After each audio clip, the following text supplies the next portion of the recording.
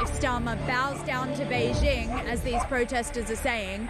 Behind me you can see nobody wants this. No repression at borders! We know that we have to stand up to the abuses of China. And what worries me is that we have a government right now that seems to be scared of China. What are you doing here at the protest? That's an interesting sign you've got there. Clearly you're not a fan of our Prime Minister Keir Starmer. Why is that?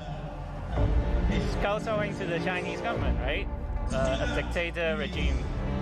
Robert Jenrick defected to Reform yesterday. He called the Conservative Party and Kemi Badenoch a leader with no backbone. She's obviously shown up here today and done a speech. It's kind of unprecedented to have that sort of flagrant support. What did you think about her speech and her backing this? I think any party backing our cause, like going against the building of the embassy, I'd say we welcome them. Why are you here today? So I'm Tibetan and I'm here to oppose the Chinese mega embassy being built here. Unfortunately, we think the UK government might allow this to happen, and I think it sends the wrong message to people who have been oppressed by the Chinese government, who are still being continuously oppressed in free countries. There are lots of Chinese decisions which are being followed by Chinese police states. Now, we know that there are plainclothes Chinese policemen potentially in the crowd, so a lot of them want to stay anonymous, which is very understandable. Why are you here today? Because it's very simple. It's no mega embassy, and it is absolutely unacceptable because this is a very peak area, and I don't think any one of the country they will have choose one of the peak area, prime area, and make it to their one of the I think it's the biggest embassy in Europe. So this is absolutely unacceptable. This government is engaging with China confidently and pragmatically and challenging them where we... Across the UK, on DAB+, on YouTube, on your mobile, and on your side. This is Talk.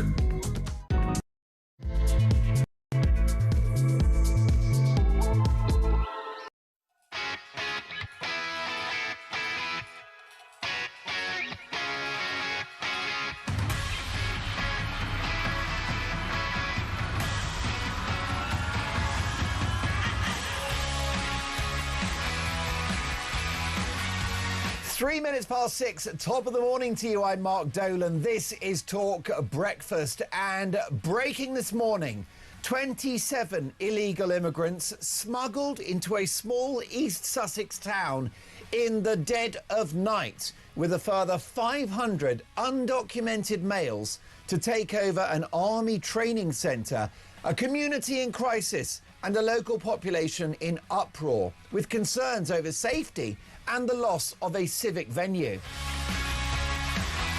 The problem we have is the story of Crowborough is the story for many towns in this country, with 70,000 people having entered the country illegally since Sir Keir Starmer came to power. So Shabana Mahmood, the Home Secretary, very proud of the fact that she's closing the migrant hotels. Is that missing the point? Is that insulting our intelligence? Isn't the problem supply? And that's my question to you this morning, because it's clear the public do not want these men in our country. They've broken the law to get here. So here's my question to you at 6 on a Friday morning. Will Britain ever stop the boats? 0344 499 1000. Text the word talk and your message to 87222. Leave me a voice note. Have we got to accept this now? Is this the new norm? With 50, 60, 70, 80, 100,000 people entering the country illegally, some of whom may have a criminal past, some of whom do have a criminal past, some of whom committing crimes on arrival. Will Britain ever stop the boats? 0344 499 1000. It's all about your opinions.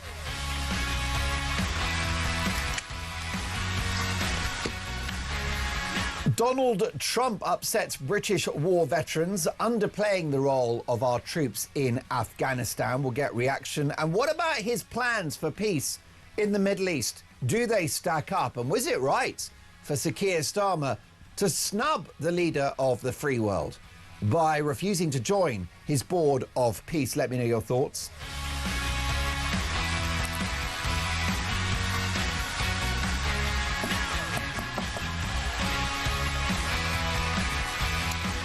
Volodymyr Zelensky furious with Europe over its failure to act on the Russian threat. Who could disagree? The Home Secretary, Shabana Mahmood, to reduce police forces, and Gordon Ramsay blasts Rachel from Accounts, the world's most famous chef, furious with the Chancellor over her tax policies, which he said are destroying hospitality. He said he's never seen it worse. It's Gordon Ramsay who is effing and blinding. I can't repeat on a family show what he had to say. So my priority for the next 4 hours is to get your opinions on the national radio and television airwaves. My phone number, once again, 03444991000. Text the word talk in your message to 87222. Leave us a voice note. It's Friday. You're very busy. You might be getting the kids ready for school. You're getting yourself ready for work, ironing that shirt, pressing that dress in order to get into the office and impress the boss. Maybe you are getting breakfast into those kids, get them dressed for school. Whatever you're doing, you could be at the tail end of a night shift, in which case I salute you for your efforts in contributing to the unstoppable powerhouse that is the British economy. Your Friday is coming. It's going to be a very busy 4 hours. As the saying goes, let's talk.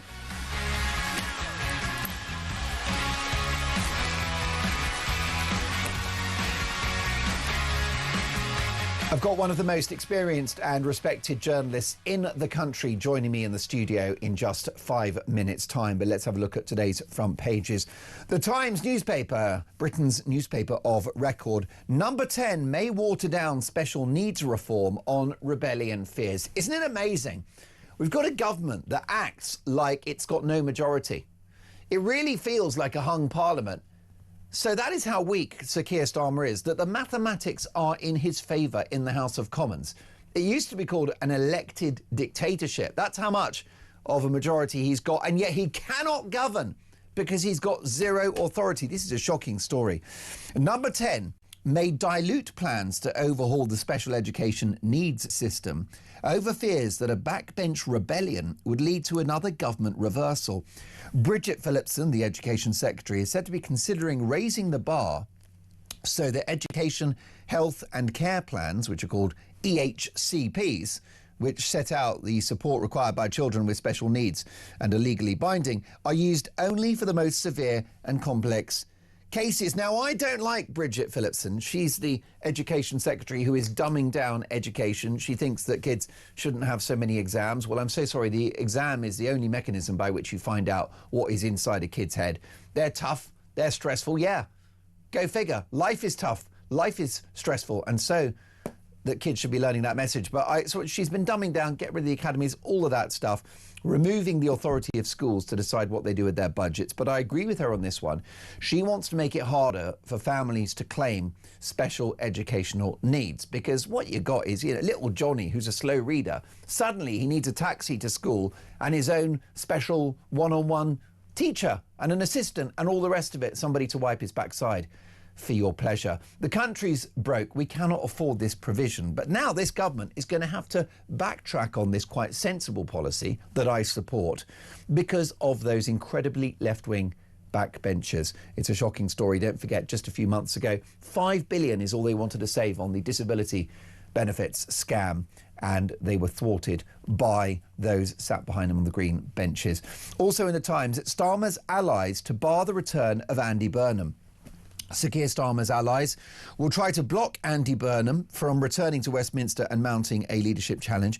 Andrew Gwynn's resignation yesterday opens a path for Andy Burnham, who of course is the Mayor of Greater Manchester, to return to the House of Commons and potentially challenge Starmer for the leadership of the Labour Party. But the Prime Minister's allies on Labour's National Executive Committee said they would attempt to block him from standing in the by-election, which will take place in May.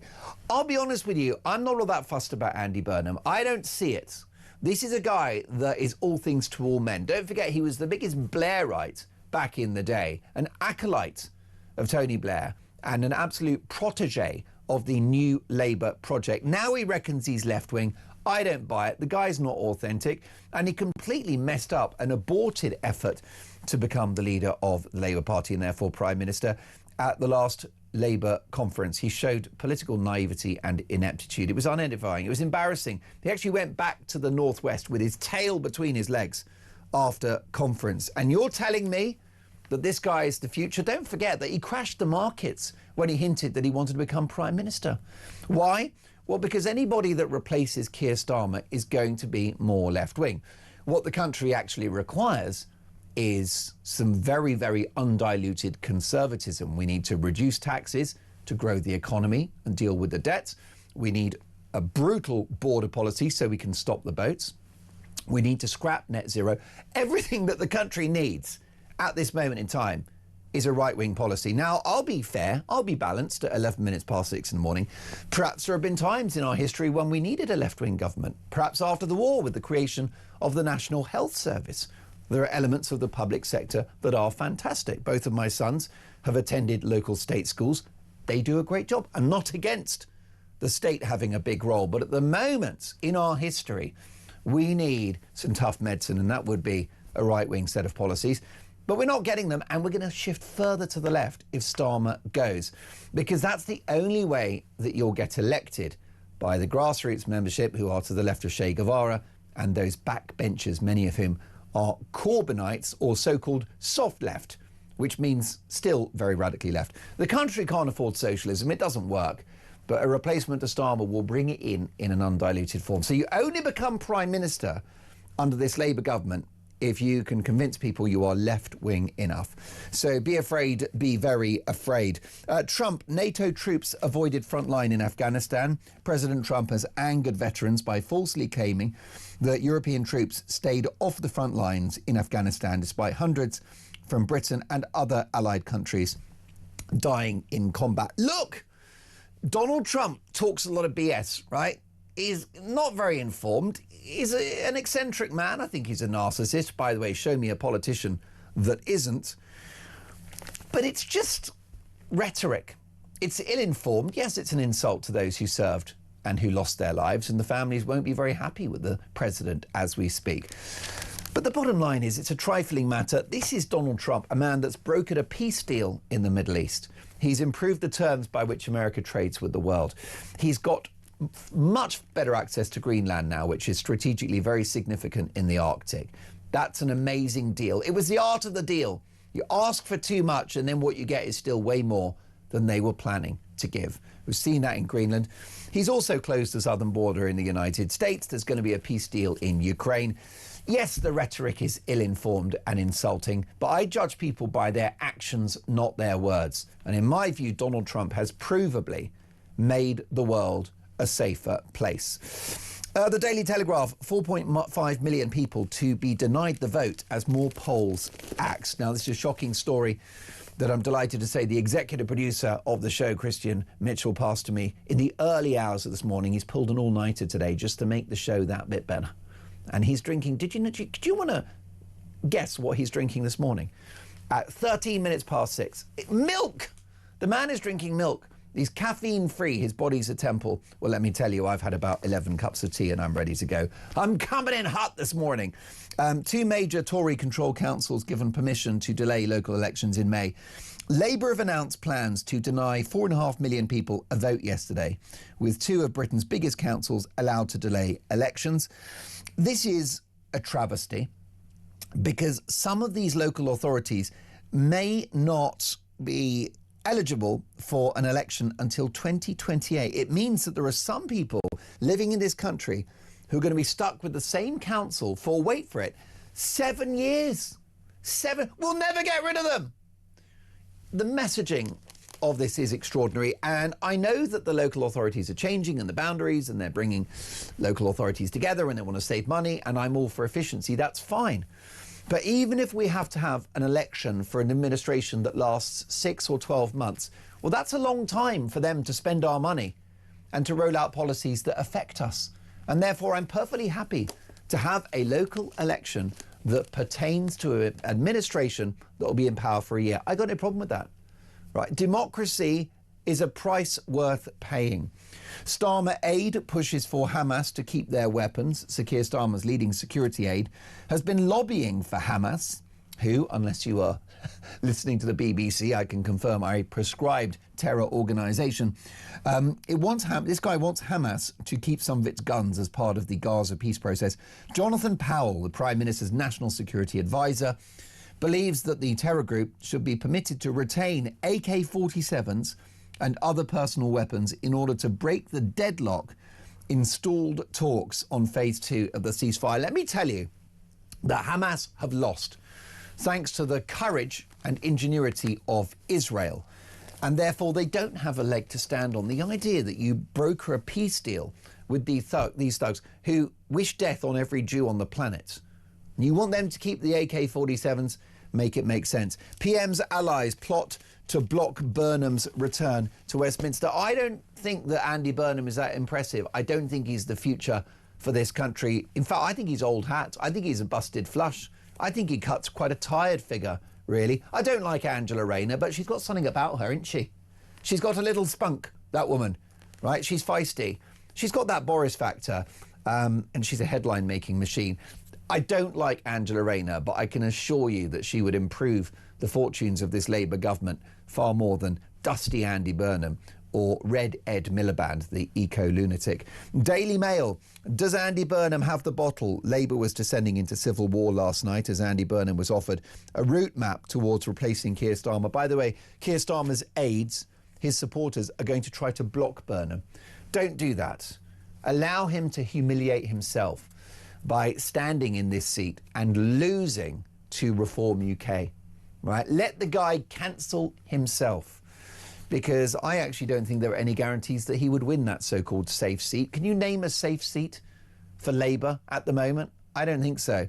The Guardian, stand up for yourselves, Zelensky tells Europe in fiery Davos speech. It's a day of reckoning for Europe, isn't it? They've underinvested in their military. They've been called out by Donald Trump. They're now being called out by the pin-up of the woke left within Europe, Zelensky, right? That's what I call friendly fire. He has attacked these ultra-liberal, socially progressive European countries who have signed up to the cult of welfarism, these European countries that have spent most of the last 10 years trying to work out what a woman is, countries that have destroyed their civilizations by having an open border policy, countries that have bankrupted themselves by living beyond their means, with the spiral of debt and borrowing and people paid to stay at home and not work. The whole European project is a hot mess. It's a smoking ruin. It's a dumpster fire. Europe is in steep decline. And even Zelensky now has joined that chorus of disapproval. Europe is poorer, less safe, less relevant than it's ever been. And I cannot believe that I'm saying that on the radio in my lifetime in 2026. Hunger and uncertainty in Syrian camps for IS families is the other story in The Guardian. Daily Mirror, no regrets. Brooklyn and Nicola moving on from Beckham's rift with romantic stroll. That's Brooklyn Beckham and his wife. Of course, they've fallen out with the Beckhams here in the UK. I give that marriage 6 months. And insult to the fallen. Shameful, says the Daily Mirror.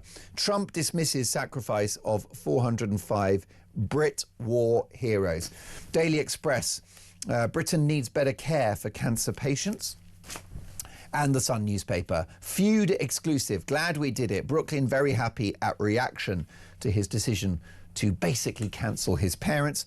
But Public put Posh back at #1. That's right, Victoria Beckham is #1 in the charts because the people have spoken and they back the Beckhams in this outrageous showbiz family civil war. So much more to get through. My question is a simple one this morning. Will Labour ever stop the boats? Will Britain ever stop the boats? 0344 499 1000, one of the country's finest journalists in the studio next.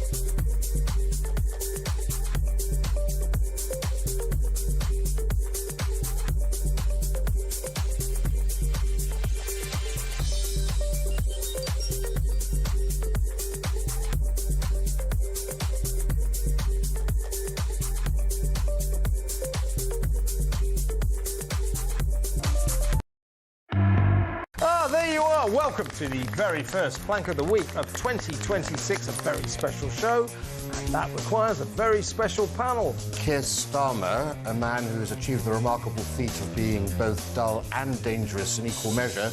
We know when Keir Starmer gives his full confidence in someone that is the kiss of death. That was the case with Peter Mandelson and Angela Rayner, and now he's given full confidence in himself, saying, I will be here till 2027. Don't miss Plank of the Week with me, Kevin O'Sullivan, on Talk every weekend.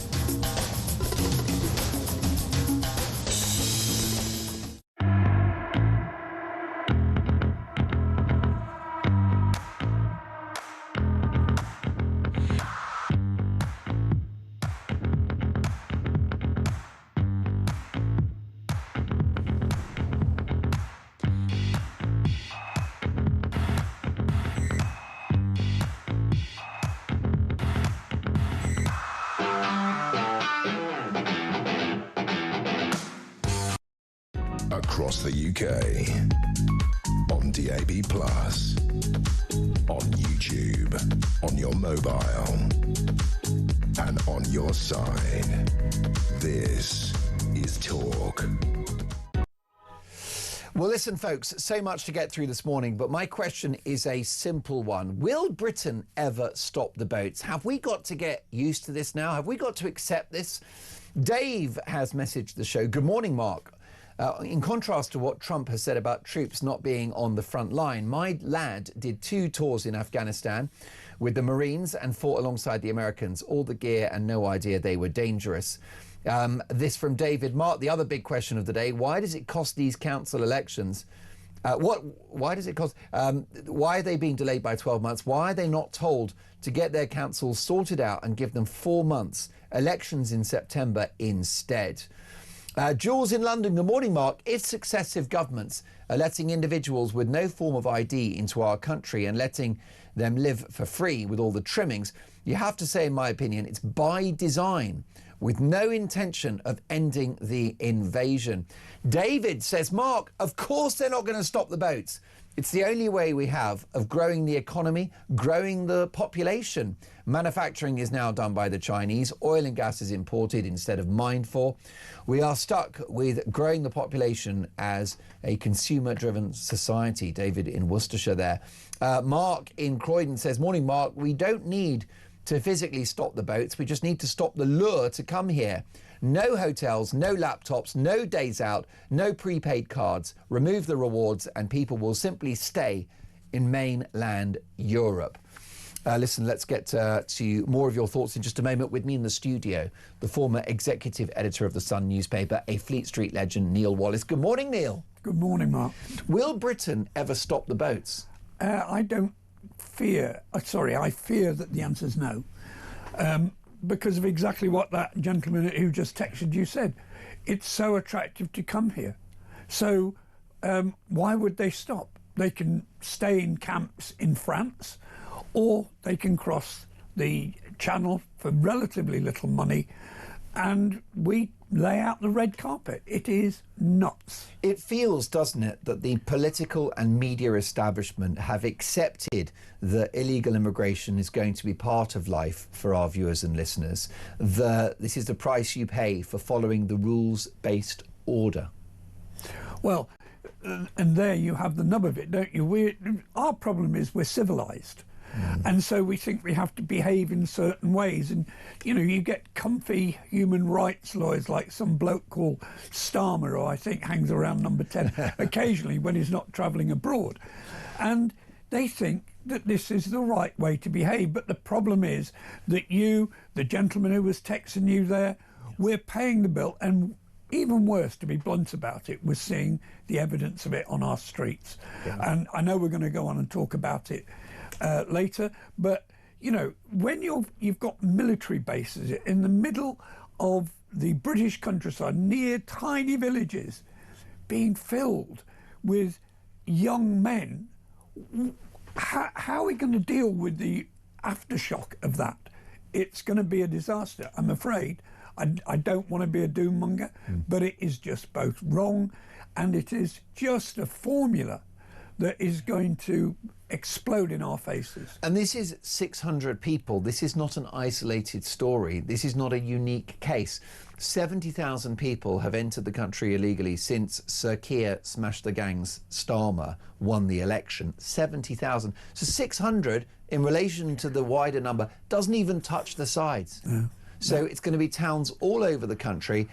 The Home Secretary is so proud of herself, Neil, that she's closing the migrant hotels, but with no reference to, no acknowledgement of the supply side, the fact that these people continue to come.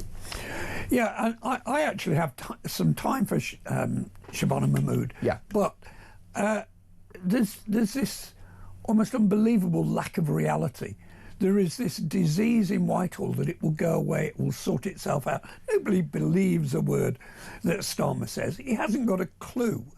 And, you know, to be brutal about it, were the Tories any better? No, they weren't, I'm afraid. And so how does this end? They keep pouring in. We've got to find somewhere to house them.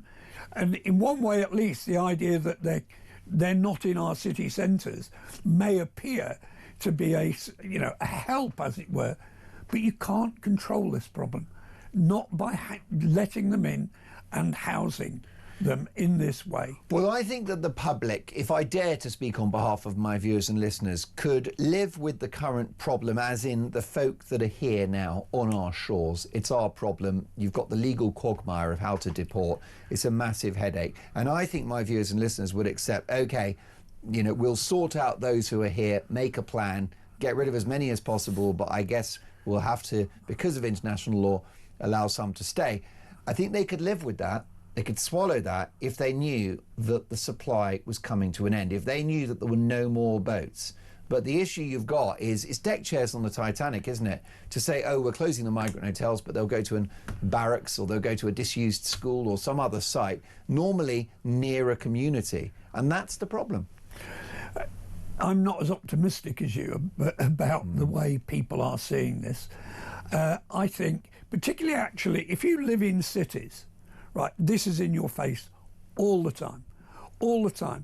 Where I live in West London, there is a little hotel just down the road, within literally 5 minutes walk from me, that about 2 years ago was closed to paying guests. And it just says, has a sign on it saying, no paying guests, as it were. Wow. And it is full of young people from abroad who stand there on the street corners. And I live in a really nice part of the world, and I'm a really lucky guy, but this is in my face. What the heck is it like if you live in our suburbs, if you live in our countryside, and then 600 of these guys? Yeah. And guys, we're talking just men here.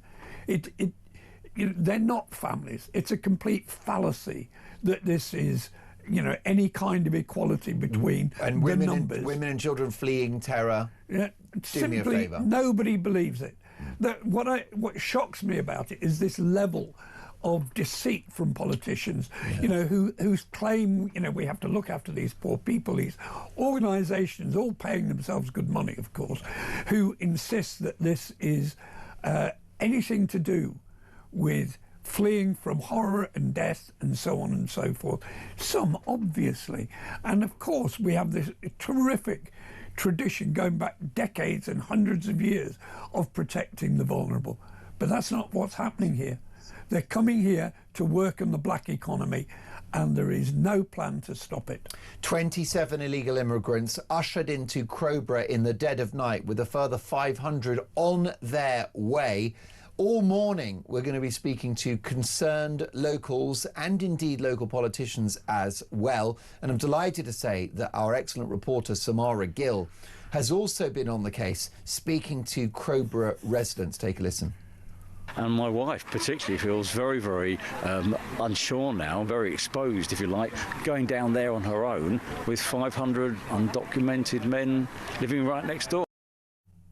Well, listen, we're looking forward to that piece by Samara Gill, which is coming up later, and we'll go live to Crowborough in what is a national scandal. And yes, it's not an isolated situation. This is going to be happening across towns and cities around the country. Will Britain ever stop the boats? Dan says, good morning, Mark. There's no political will to stop the boats. By the time Reform UK get into power, we'll have over 500,000 unlawful, undocumented people in this country. Ken in Oldham says when Border Force approach Channel migrants, they should send up a small drone, take a picture and identify the person on the tiller of the rubber boat, then sentence him to 5 years for trafficking. That should defer future boats. Mark in Selby. Good morning, Mark. Maybe Trump is giving our brave armed forces a defence for when Labour tries to put them in prison for alleged offences while bravely fighting for our country. If you're not near the coalface, how can you be investigated for digging coal? An interesting point. Peter in Middlesbrough says, good morning, Mark. They don't want to stop the boats, just like the destruction of our culture, our economy and Britishness. It feels like Starmer hates us. And how about this last, not least, from Rachel, who says, good morning, Mark. Rachel here. I believe the only way that we will ever get rid of the boat is if we have a leader like Donald Trump. Well, does such a leader exist? Can Nigel stop the boats? Let me know your thoughts, 0344 499 1000. More front pages, more from Neil Wallace, and your calls next.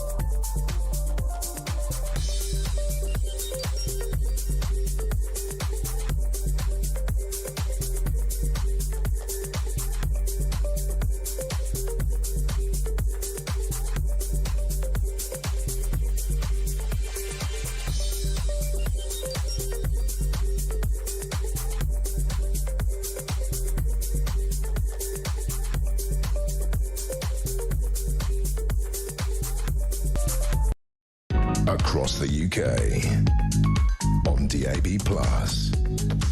on YouTube, on your mobile, and on your side. This is Talk. It is 6:33. You are listening to Talk Breakfast. Mark Dolan with you until 10 a.m. Will Britain ever stop the boats? That is the topic of today's Dolan's Dispatch at 9 a.m. But so much to get through, so many front pages, including the Daily Express. Britain needs better care for cancer patients. The Guardian newspaper, stand up for yourselves, Zelensky tells Europe in fiery Davos speech. We also have Daily Mail. Does Andy Burnham have the bottle? He revels in his self-aggrandising King of the North image. A plum Labour seat is now up for grabs, but he'd have to get past Starmer's allies and Nigel Farage. And Daily Telegraph, 4.5 million people to be denied the vote as more polls axed. And Neil Wallace, my viewers and listeners, not happy at all about the cancelled elections. No. But we're also asking, will Britain ever stop the boats? Here's a voice note from Mike. Take it away, Mike. Morning, guys. Great show. Mark, I'm going to disagree with you absolutely wholeheartedly. I'm a veteran.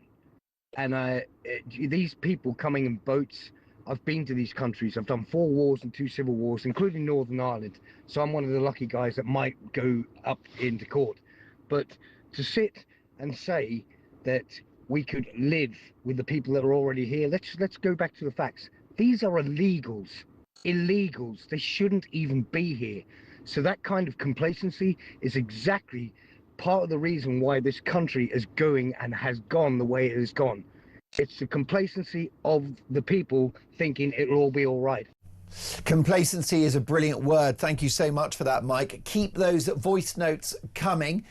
Daniel is in Epsom. Daniel, welcome to Talk Breakfast.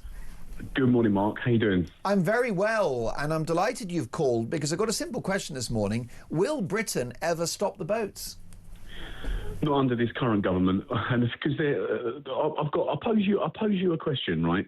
If it's clear and obvious that the British majority, right, don't want illegal immigration, right? They don't want these people here, right? And that's clear and obvious to everybody. If the government actually worked for us, why don't they do our bidding? Why don't they go out of their way to do the things that we ask them to do? And I suppose this is the biggest question of them all. And this poses the next question, which is why won't they do it? And they won't do it because there's someone else behind our government. They're all part of the Fabian Society. The reason that it feels like Starmer hates you, British people, is because he does. He hates our heritage. He doesn't like our traditions. Anything that native Britons like the pub and farms and the countryside, he's against you. He's against us. Everything that Starmer and his party stands for is anti-British. They're all part of the Fabian Society. They can't stand us. They want the eradication of native British people in Britain. They've got no love for us, and the quicker we can get them out, the better. I'm definitely concerned about Starmer's ideological background. He's a lot more left-wing than I think the public realise, Daniel. He pretended to be Tony Blair 2.0, but he was not. The only thing I would say is, notwithstanding my concerns about the political philosophy that underpins this government, so much of this, Daniel, started under the Conservatives, including the Boris wave and including the boats. Yeah, because for about 30, 40 years, we've seen the systematic change of the establishment, the blob, the civil service. We've seen it. Blair, in 1997, when Blair got in, he changed the government in such a way that he filled all of our universities and institutions full of people from the upper middle classes, people with useless humanities degrees that are never going to pay, but that were idealistic and naive, and they all believed in the same thing. Socially progressive, open borders, diversity is our strength. Yeah, and now the British majority know that diversity is not our strength, okay? We are, all of us now, no matter how well off you are or where you live, we can see the decline and degradation in our society. We can see that mass immigration from the third world is destroying the fabric of Britain, and we don't want it, and we've never wanted it, but we've got it, okay?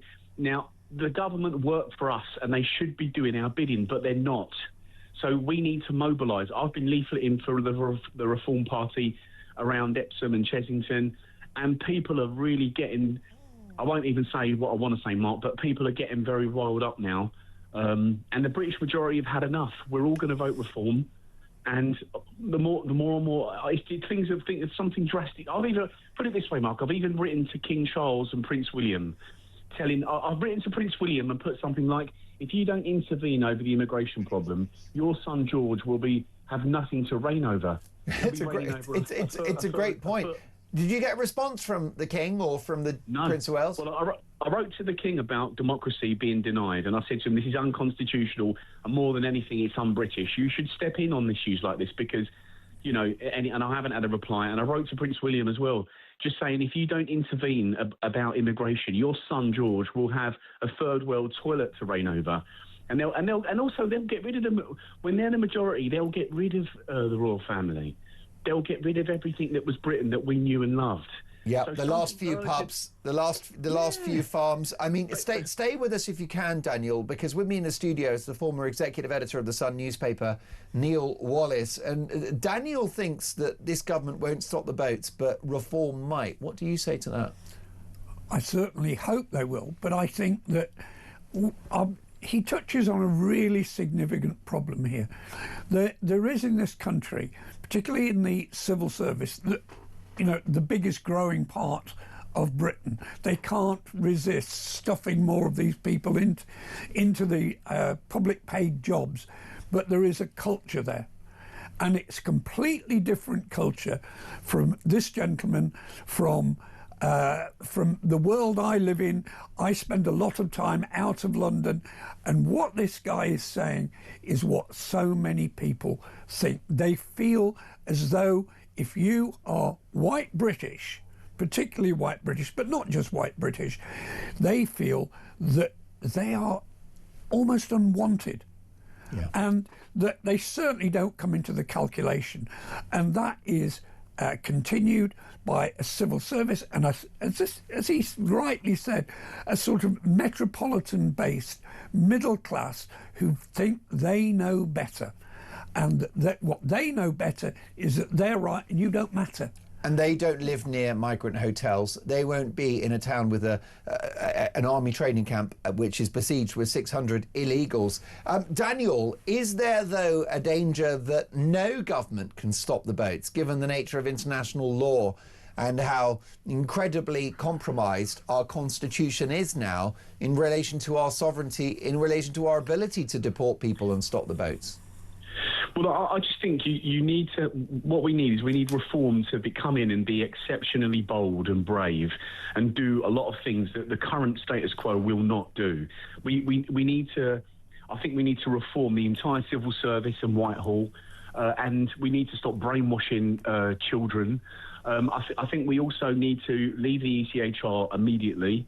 I deploy the Navy to stop the boats immediately. I don't know why. One of the easiest wins, I think, is to tomorrow stop paying for hotels, stop giving people, stop paying for food, stop paying for accommodation. They should be destitute. They should have nothing, be on the streets. They should be aware that the British majority don't want them here. Why are you spending my money, I'm a higher rate taxpayer, on people that I don't want here, whilst at the same time persecuting pubs, farmers, pensioners? What are you doing with my money? Why are you doing it? We don't want them here. Why are you giving them a cent of my money, £1? Shouldn't be doing. I think we need radical action, Mark. We need to be bold and brave, and we need to do the things that the British public demand. And any party that gets in that doesn't do it will be removed. But will that radical agenda happen under a Reform UK platform that has excluded the likes of Ben Habib and Rupert Lowe? Well, one of the things that I think, a masterstroke that I think that Nigel could do, if I was advising Nigel, I would say to him, listen, Ben Habib, Rupert Lowe and other figures that you currently don't get on with, what you're going to need to do, if you really want to win and win big, is get everyone in the boat rowing in the same direction, okay? You're going to need to bring these characters back into reform, no matter how painful that is and no matter how much water there's been under the bridge. When you align the right and when you bring everybody back, despite you might not get on with them or whatever, do the right thing, Nigel, for the British public. Put yourself and your own feelings for people to one side. The British public are crying out for this change, and it's incumbent on you, Nigel, to do what's right for us, okay?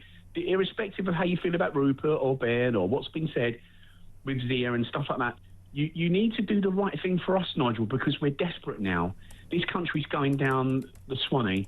You know, the decline. I mean, I bought a house, over £750,000 house in Epsom to get away from it. I grew up in London, and it's here now. It's everywhere.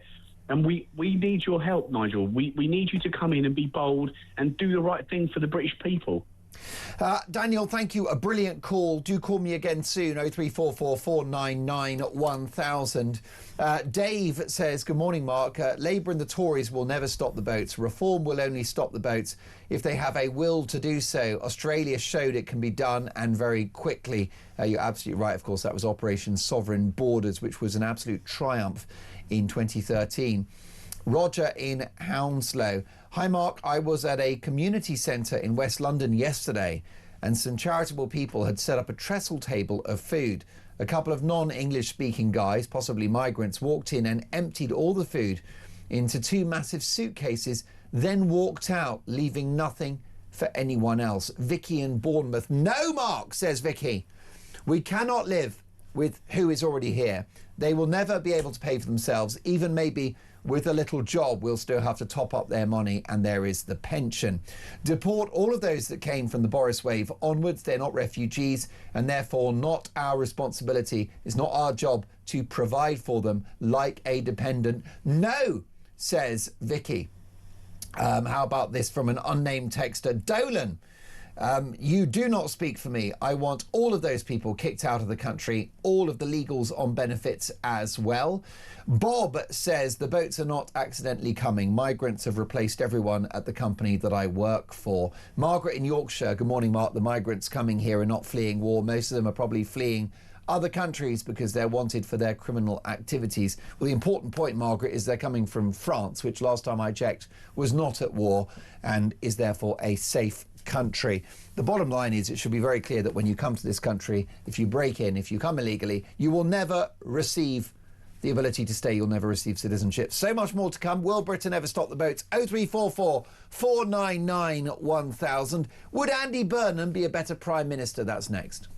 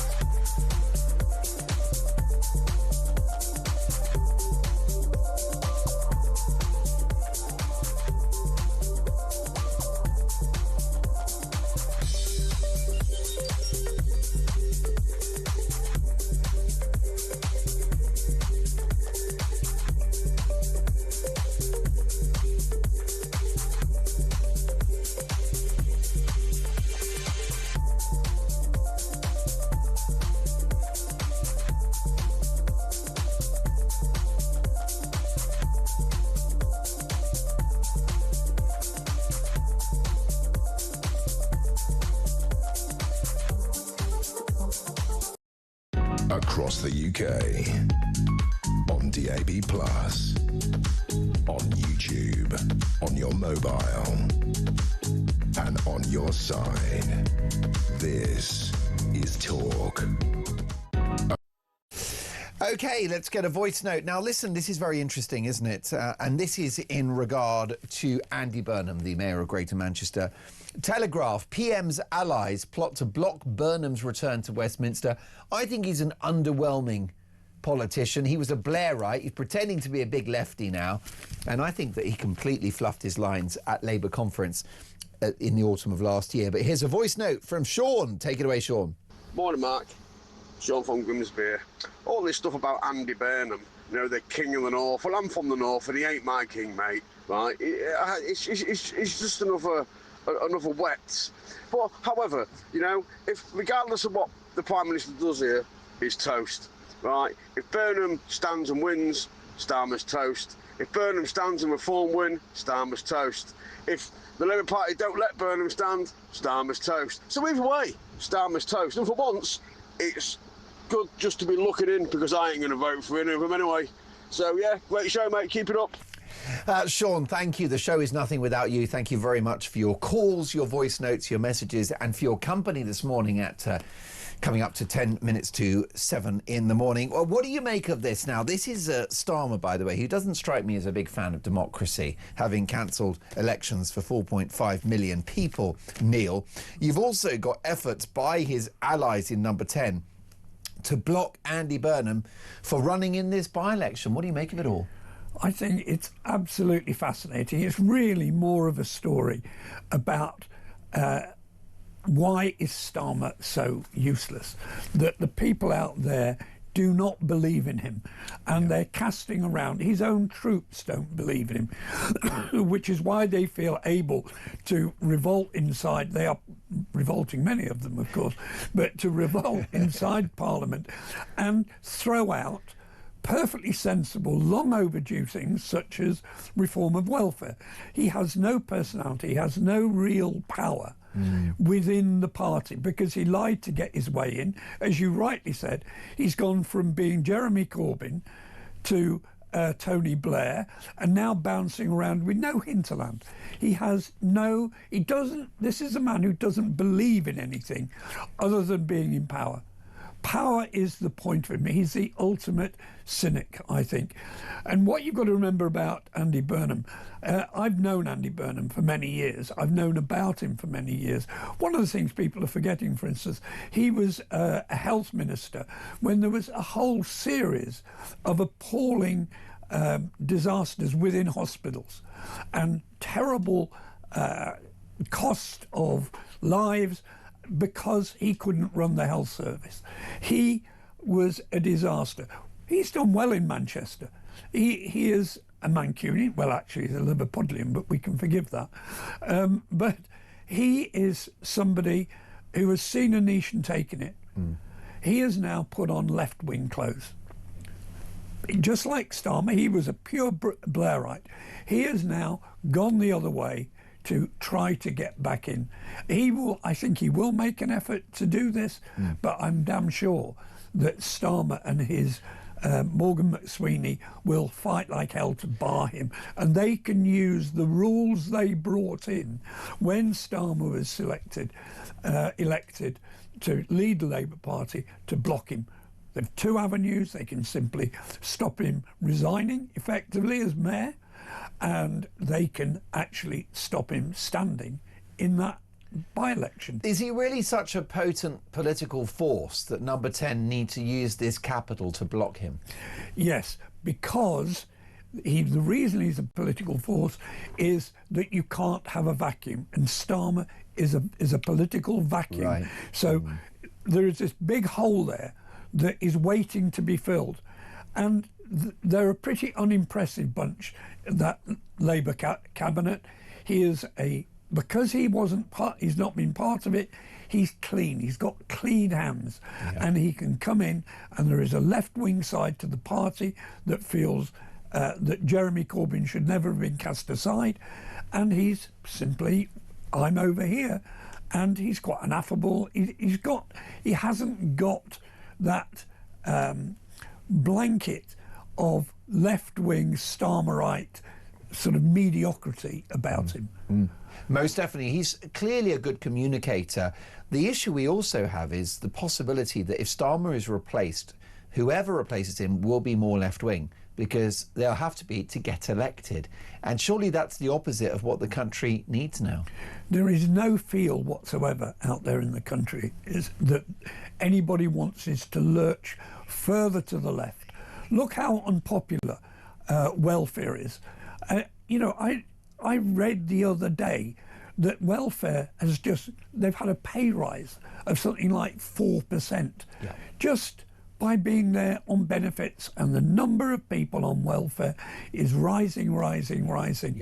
And some of these people, under the benefit change they've recently brought in, particularly the two-child cap, they earn huge amounts of money, far more than people who were getting up this morning. When I came in here, when you came in here, you saw people going to work already.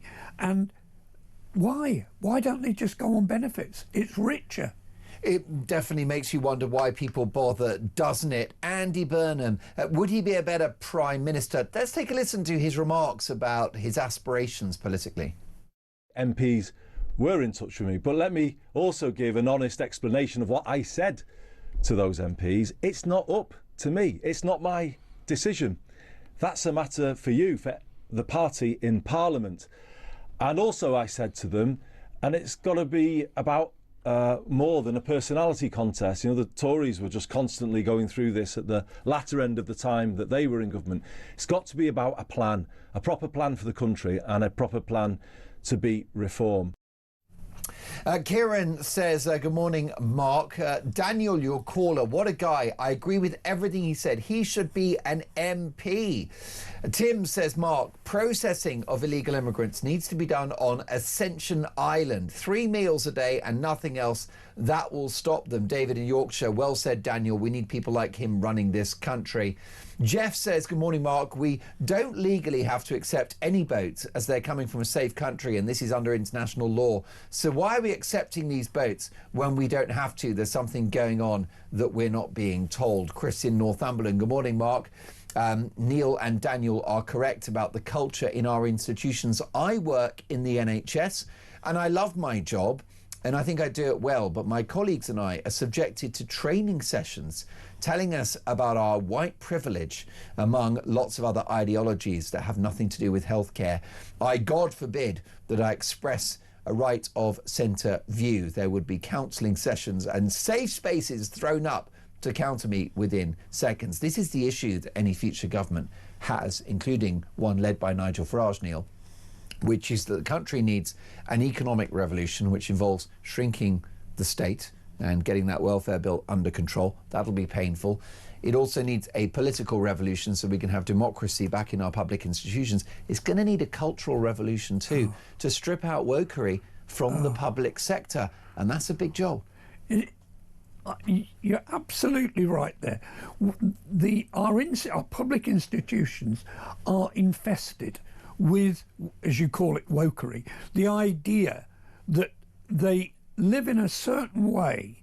Have you been? You will have obviously been following the stories of the Darlington nurses. Oh, yeah.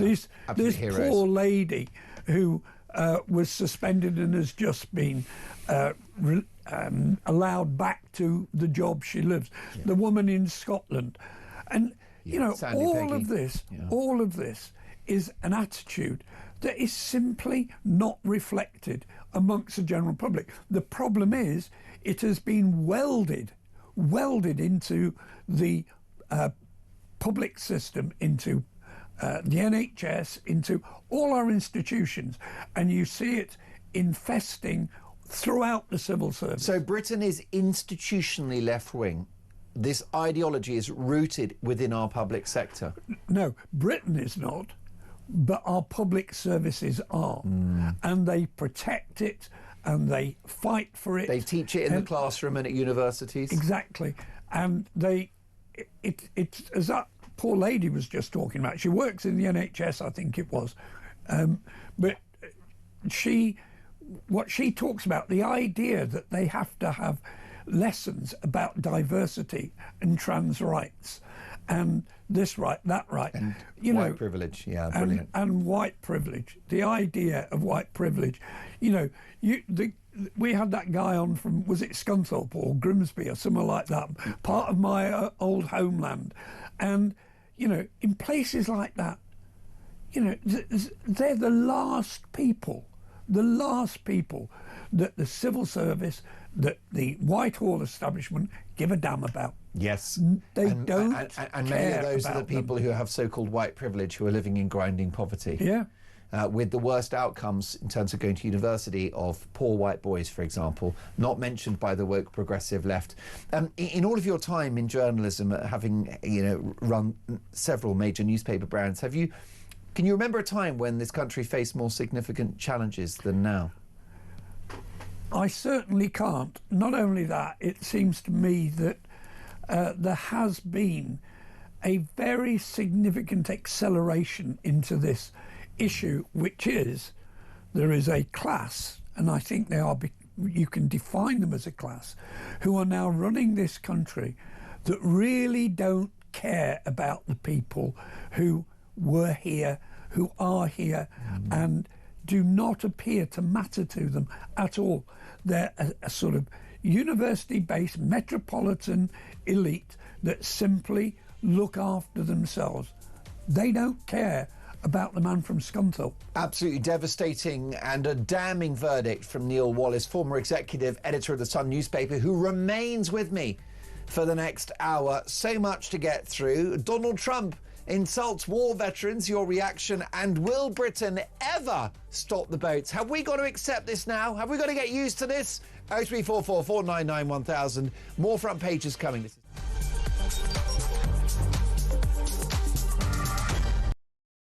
We reject, we reject. We reject, we reject. Behind me is the highly controversial location for the proposed super embassy. Tuesday is the deadline. Yes, this would be the biggest embassy in Europe if approved, if Starmer bows down to Beijing, as these protesters are saying. Behind me you can see nobody wants this. No depression at borders. We know that we have to stand up to the abuses of China.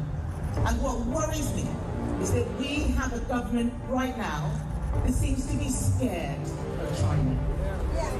What are you doing here at the protest? That's an interesting sign you've got there. Clearly you're not a fan of our Prime Minister Keir Starmer. Why is that? It's kowtowing to the Chinese government, right? A dictator regime.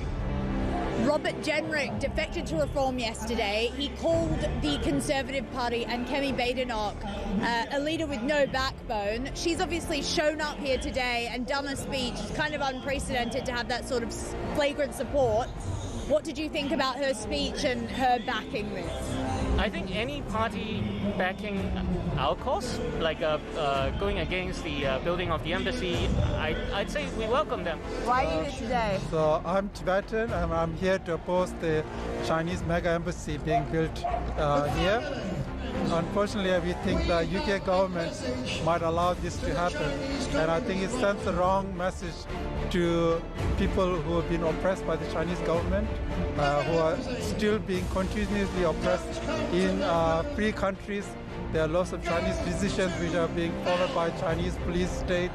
Now, we know that there are plainclothes Chinese policemen potentially in the crowd, so a lot of them want to stay anonymous, which is very understandable.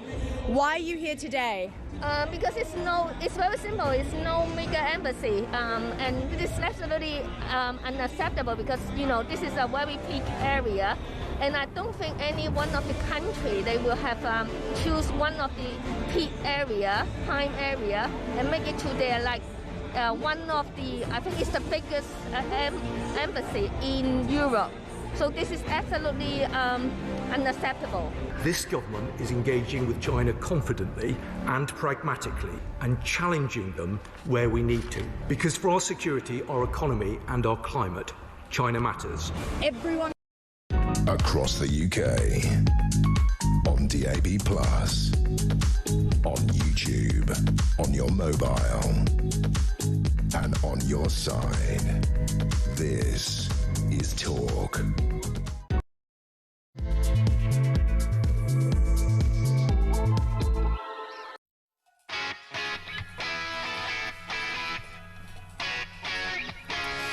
Three minutes past 7.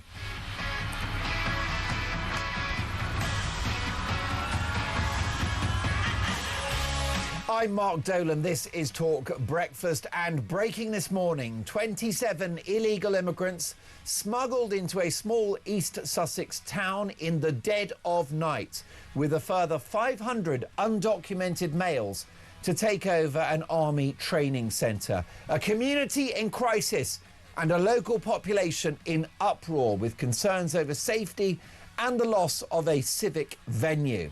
But as Shabana Mahmood announces the closure of migrant hotels, are towns like Crowborough the tip of the iceberg? And here's a question for you at 3 minutes past 7 on a Friday morning. Have we got to get used to this now? Is this the price we pay to be participating in a rules-based order? Will Britain ever stop the boats? 0344 499 1000. Text the word talk in your message to 87222. Or leave us a voice note. So much to get through. My priority is to get your opinions on the national radio and television airwaves. Will Britain ever stop the boats? It's all about your opinions. As the saying goes, let's talk.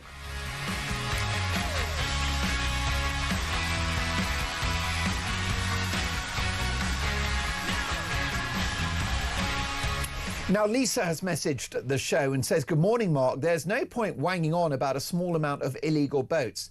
Tell your viewers and listeners, big cities have been changed irreversibly. This is the problem. And here's the question, says Lisa. Can Nigel change it? Well, you've got two things, haven't you, Lisa? And you're absolutely right. You've got illegal immigration. 70,000 people have entered the country illegally since Sir Keir crushed the gangs.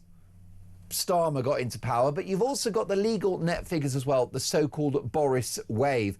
Derek says, by the way, Andy Burnham as a new Prime Minister, do me a favour, don't forget that Burnham tried to introduce clean air charges on the north. He had to abandon this due to protests.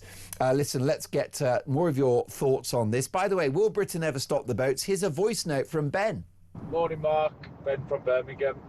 I usually agree with most of what you say, but the comments that you've just made about the people that accept the ones that are here, you've just got to deal with them. It's international law. No, I'm sorry. They're a drain on our society. They're attacking our women and girls. They are dragging our first world country to become more like a third world country every day. I don't accept them being here. They're here illegally. Get them gone. I want them out. Great show. Yeah, Ben, I think you're right. I think I'm being too liberal-minded on that one. My point was about supply. I felt that the public could tolerate where we're at as long as the boats were unilaterally stopped. But as you say, if you've broken into the country, you've broken the law and you should be off ski. I do not disagree. Cliff in Berkshire, good morning, Mark. Britain will never stop the boats until they want to. So who are they? Well, they are the civil service, the establishment. Any right-leaning government will come up against the embedded left. I'm delighted to say with me in the studio the former executive editor of the Sun newspaper, Neil Wallace, and the brilliant journalist and broadcaster, Benedict Spence. Good morning, Benedict. Will Britain ever stop the boats? At some point it will, but you can't actually put a timeline on this. It's certainly not going to do it under Keir Starmer. It's not going to do it under the Labour Party. If reform were to get in, you might see a suppression of it, a beginning of a reduction in the right direction. But I do think that it'll take a little bit of time, and that's saying that it'll take a little bit of time when we have a government in place that actually wants to do it.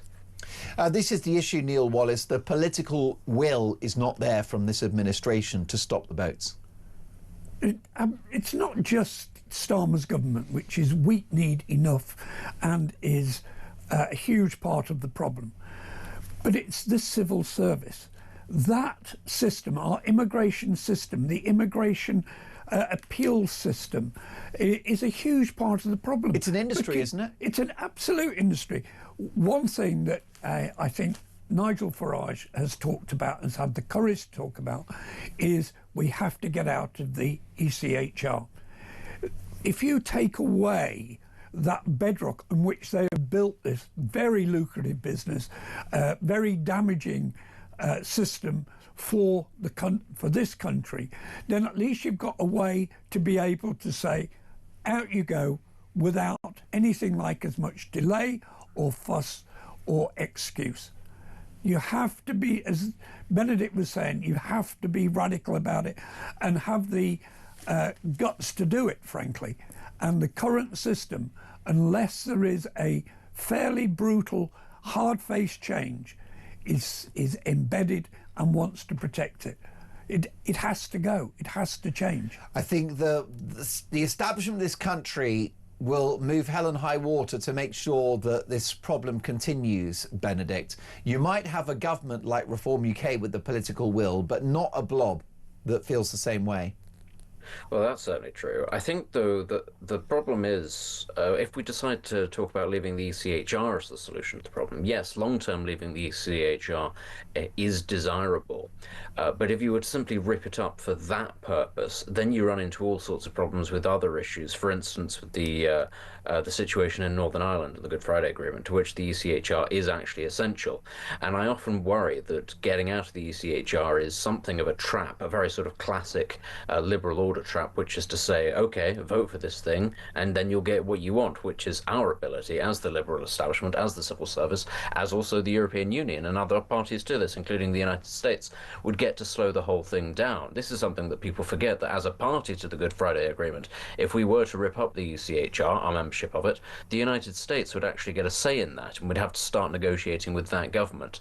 In the short term, even though, yes, it would invite an awful lot of challenges to it, we need to remember that Parliament ultimately is sovereign. It is the one that takes priority in all of these things. You can, in fact, if you are a government that is willing, simply pass legislation saying this is more important than what the ECHR says, and to hell with the consequences. But lots of countries across Europe actually do this, where they'll be told that this, whatever it is that they're planning on doing, is in contravention of ECHR regulations or European law, and they just go ahead and do it anyway. Hungary is a very good example of that, where it weighed up the financial pros and cons of its own border policy and said, well, okay, Europe is going to fine us, or whoever it is that's going to fine us in the short term, but that's actually worth less, the fines, than the cost of putting these people up. Neil Wallace, shaking your head there. I hear what Benedict says. I'm afraid I think he's wrong, because what is not taken into account here is that, come what may, our legal system will support the ECHR before whatever the will of that Parliament says it has. And if you go to court in this country, they will listen and revert every time to the ECHR. I mean, look, we have a problem, don't we? I could spend a lot of years covering the Northern Ireland situation, and it is without question very significant. 70,000 illegal immigrants came here last year. On the one hand, you certainly have a situation in Northern Ireland that needs to be nourished and looked after. On the other hand, 70,000 migrants a year, and with no sign of it ending, and with hundreds of thousands of them here already, it is simply an intractable equation that. I'm afraid we have a very, very difficult situation, and we need to be radical. And that's where you can start. At least it means it takes away the judicial umbrella, which so much of this is based upon. Well, I don't care how much international law we break. I don't care if we become a pariah, worse than North Korea and China, because those boats have got to be stopped. This is an existential crisis for the country, in my humble opinion. Benedict, talking about existential crisis, what about Keir Starmer? Is he about to be replaced by Andy Burnham, Mayor of Greater Manchester, who's found an opening potentially in a by-election? I mean, I fear that we're going to be talking about Sir Keir Starmer's existential crisis for the next couple of years, because, of course, the Labour Party, as much as it clearly doesn't like Sir Keir Starmer very much, and frankly, I think he doesn't like it very much, there simply lacks the mechanism to get rid of, for one to get rid of the other at the moment without a suitable candidate. Right now, of course, Andy Burnham is the stalking horse. He's the popular one. He's the one I think that most Labour MPs would like. But, of course, Starmer does have a say as leader of the party, and his allies, rather, the few allies that he does have, do have a say as to whether or not Andy Burnham can just rock up to any old by-election and say, hello, I'm going to be the Labour candidate. It would be a very funny thing, of course, if they didn't allow Andy Burnham to stand in a Greater Manchester seat, because it would effectively, I think, be saying to the voters of that constituency, look, you don't necessarily get the man you want, you're going to get our man, which is Labour more or less saying, or the leadership more or less saying, that they're prepared to throw a by-election, they're prepared to lose a seat rather than select somebody who might have a chance of steering the party in the right direction. Now, I don't think Andy Burnham, politically speaking, is going to be a better option than Keir Starmer, because ultimately selecting him doesn't solve an awful lot of the issues with the parliamentary party, with the backbench MPs, who, we need to remember, have stopped Labour doing any of the very small number of good things that they wanted to do, cutting welfare spending exactly. The MPs, the backbench MPs, said absolutely not, you can't do that. So I don't see how bringing in Andy Burnham would necessarily change that. But the prospect of a by-election maybe, and him maybe getting back into Parliament, if nothing else, for people like you two in the studio and me, I mean, it's great entertainment, it's great fun, if nothing else. Here is the Communities Secretary Steve Reid justifying cancelled elections. Take a listen. I can now confirm my decisions to the House. I have decided to bring forward legislation to postpone 29 elections. To those who say we've cancelled all the elections, we haven't. To those who say it's all Labour councils, it isn't. I've asked, I've listened, and I've acted. No messing about. No playing politics, just getting on with the job of making local government work better for local people. Benedict, Labour are justifying the cancelled elections because of the redrawing of political and geographical boundaries in relation to local authorities. That's fine, but it's very convenient for them that these elections are being cancelled because they'd be losing to Reform UK. It's hugely convenient to them, and it's hugely convenient to the Tory councils that have done this as well. And we need to remember, actually, that the excuse is not a good excuse because, frankly, democracy can't simply be stopped because people are asked to do their jobs. And that ultimately is what's going on here, is that local authorities and civil servants have been asked to do their jobs in terms of these changes, which have not been sprung on them. They've been known about for years now that these things were coming down the road, and they've simply not been properly prepared. And they are using this as an excuse. That said, why should we actually expect local authorities or civil servants to do their jobs? They can't even fill in potholes. So a little thing like, adhering to democracy, I'm not sure why we're surprised at this.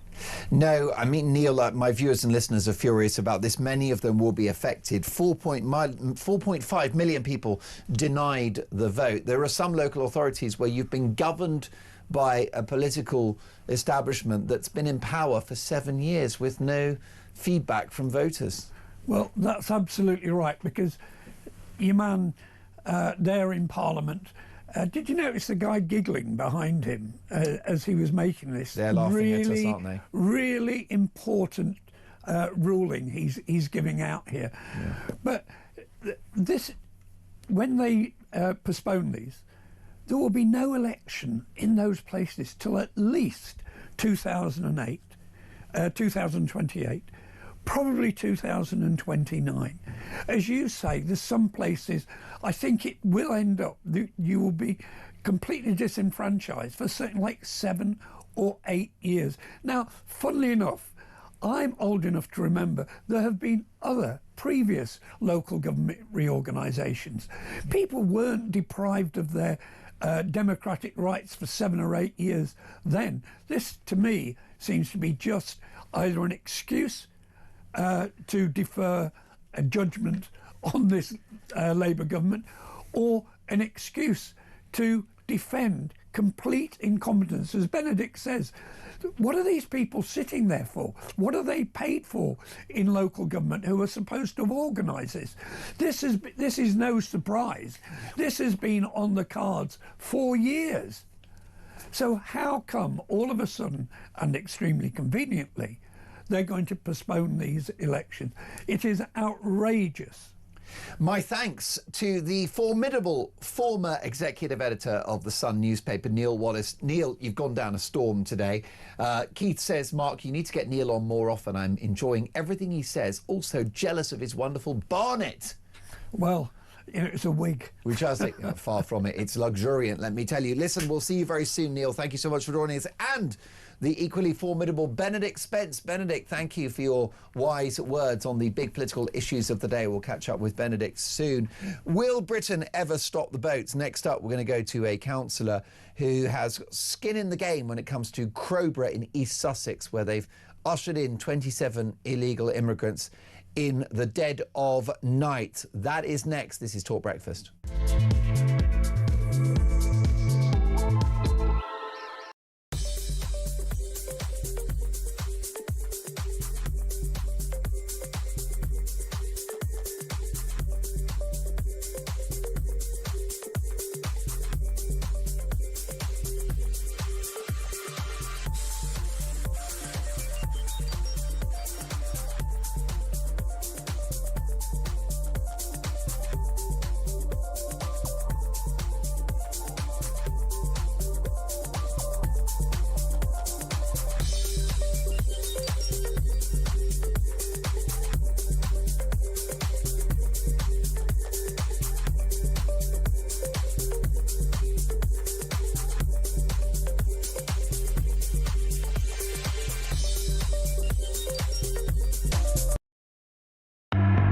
we're calling that Chinese super embassy a spy hub. I mean, we're actually having to move cables away because of security concerns about spying. Keir Starmer is now saying, oh, well, the advice says this. I'm saying that it's time for politicians to bring the politics into it, think about the risk, take the politically right decision on Chagos as well. That is a deal that benefits China, paying Mauritius £35 billion.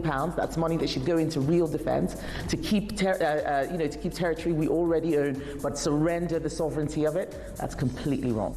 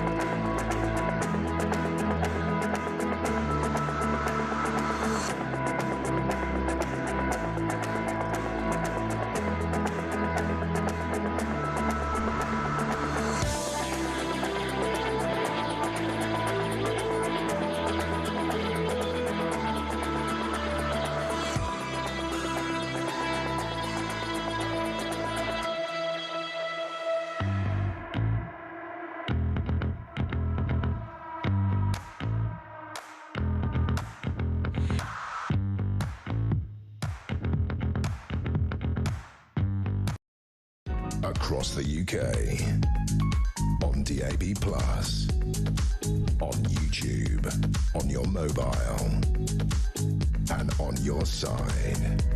This is Talk. Andy Burnham wants to replace Keir Starmer. He might have an opportunity with a forthcoming by-election, number 10 desperately trying to block it, because let's be honest, having cancelled local elections, this government just don't enjoy democracy, do they? But would replacing Starmer be the answer to our problems short term? Here's a voice note from Perry. Morning, Mark. I think, Labour know that they're never going to get in again, and they're like a retreating army. They're doing what they call a scorched earth policy, where they're just making... Keir Starmer's just running this country down, absolutely wrecking it. I think he's trying to make it so whoever's in power next is going to have a really hard time to bring it back round. It seems to all be deliberately to me. I've never known a Prime Minister that hates the country as much as he does. Well, listen, that's a really powerful voice note, and it speaks for many of my viewers and listeners, Perry, who feel that this is by design, that this is on purpose, a scorched earth policy to destroy the country.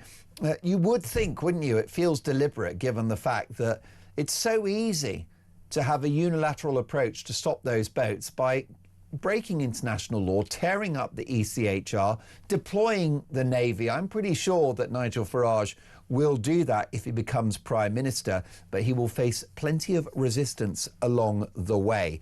Now, Crowborough is the East Sussex town where upwards of 500 illegal immigrants are expected to be accommodated in a army training camp. It's not disused. In fact, 6,000 cadets have been using it hitherto. They won't be able to use that facility now. So far, 27 migrants have been ushered into this army training camp in the dead of night. Our reporter Samara Gill has been speaking to Crowborough residents. Take a listen. Just behind me is the Crowborough military training camp. Now, last night at 3:30 a.m, 27 illegal migrant men were moved in there against the wishes of the local community, who have been campaigning and rallying outside here for months, saying that they do not want this in their town. Shabana Mahmood has said that this is a move to basically get asylum seekers out of hotels that she believes are cushy and expensive and into facilities like this. However, the Conservative Party said that they moved over 6,000 people out of this military training camp in order to make way for the illegal migrants. Now, it seems like the effect is just the same. Behind me, there have been scuffles. Locals are not happy. This has been pretty much done without their consent. We're going to talk to some right now to see just how they're feeling about these changes. We live in a converted barn here, and so we have a drive that's actually within the camp gates here, and that is our main drive that we usually use. But of course, since all this has been going on, they've been locking the gates, which is actually blocking our right of way. So that's been a concern of ours for a start. As regards the way it's going to impact our lives, our house and garden extend down towards the army camp. We're retired, we spend a lot of time in the garden, we keep bees, we've got a polytunnel, we grow vegetables, and my wife particularly feels very, very unsure now, very exposed, if you like, going down there on her own with 500 undocumented men living right next door. And it wouldn't matter if they were Englishmen, Scotchmen, Frenchmen, whatever, it's just 500 undocumented men right next door. We have a drive there. They might wander down the drive, and it's obviously a concern for us. Property values, is that a concern for you? A huge concern, because if we decide we can't live with what's happened here, what choice have we got? We won't be able to sell it. I mean, it's not even about the value, it's just completely unsellable. No, who's going to want to live here once the camp opens? Well, that was a powerful report from Samara Gill, and I beg to differ with that resident, because I think it's an aggravating factor that these undocumented men come from cultures that are not compatible with ours. You know, they're not French, they're not Spanish, they're not German. They come from far-flung corners of the world where attitudes to women in particular are very different indeed. Let's speak to Councillor Michael Lunn, who is the Conservative councillor for Rotherfield and Hadley Down, which is not too far from the affected area. Good morning, Councillor Lunn. Can you tell me about the impact on the people of Crowborough by this latest move on the part of the Home Secretary? Well, morning, Mark. It's been an absolute disaster in terms of community cohesion and spirit. Residents are extremely worried. They're concerned about their safety. They're concerned about the impact on local infrastructure and doctors' surgeries. And overall, it's been really concerning. The way that the Home Office have brought these illegal migrants in the middle of the night, under the cover of darkness, has shocked everybody. And there's been no consultation, no impact assessment done, no communication with the local council or us as local councillors, and the impact is real and fear is real. And this is not, Councillor Lunn, a disused army facility. It's been populated by army cadets now for several years, upwards of 6,000 in a year, benefiting from this local resource, which now they've lost. I would say this is a national asset to the military for training our cadets who want to serve for our country, and they have been moved out. And to the best of my knowledge, talking to our local MP, Nusrat Ghani, there isn't a resource for them to go to yet. So they are effectively being evicted from their own asset. And given the world affairs at the moment, it's a real concern that we're losing this asset for effectively illegal migrants. Well, definitely. And of course, those many thousands of army cadets, they're young people, they benefited from having access to this training centre. And now that's been taken away from them. We can both agree, can't we, Councillor Lunn, that the use of migrant hotels is an egregious waste of time and another big impact on communities. So if we agree that these migrants shouldn't be in hotels, where do they go? Well, the issue, I was actually shocked. I was yesterday at the camp with what I call the media scrum that was there. And I was absolutely shocked that we saw blatantly and brazenly an illegal migrant leave the site, walked right through the media scrum, and you captured it literally on, there you've got the footage there now. And he walked straight to the train station, got on a train, and I presume he went to London. So he has literally already left the camp and probably gone into the black economy. It's unimaginable, isn't it? Does it concern you, Councillor Lunn, that so much of this happened on the watch of the Conservatives? This issue of the illegal boat crossings in the Channel happened under Boris Johnson, Theresa May and others?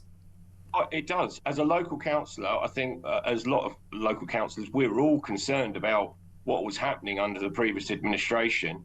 And obviously the previous administration was developing a plan, but it's far too short, too slow. Do you know what I mean? And, you know, what we've got now is even probably worse than, you know, the numbers are up, crime levels are up, impacts on our doctors' surgeries. You know, the fact is they've got a medical centre on site, but that is only for minor issues. If they need any further medical treatment, they have to be registered with our local surgeries, which local residents can't even get a doctor's appointment at the moment.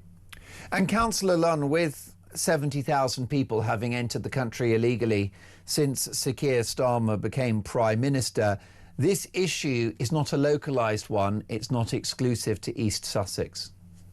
It's not. It's a national issue, and we're dealing with a national debate. But the issue with this particular site, it is very rural. There's nothing for these migrants to do. They're all single males, undocumented, are free to roam around. There's a bus stop that's right outside, and my daughter, young daughter, actually uses that bus route into Lewis and Brighton, and these migrants can jump on those buses and go wherever. So it's a real concern for safety of our local community.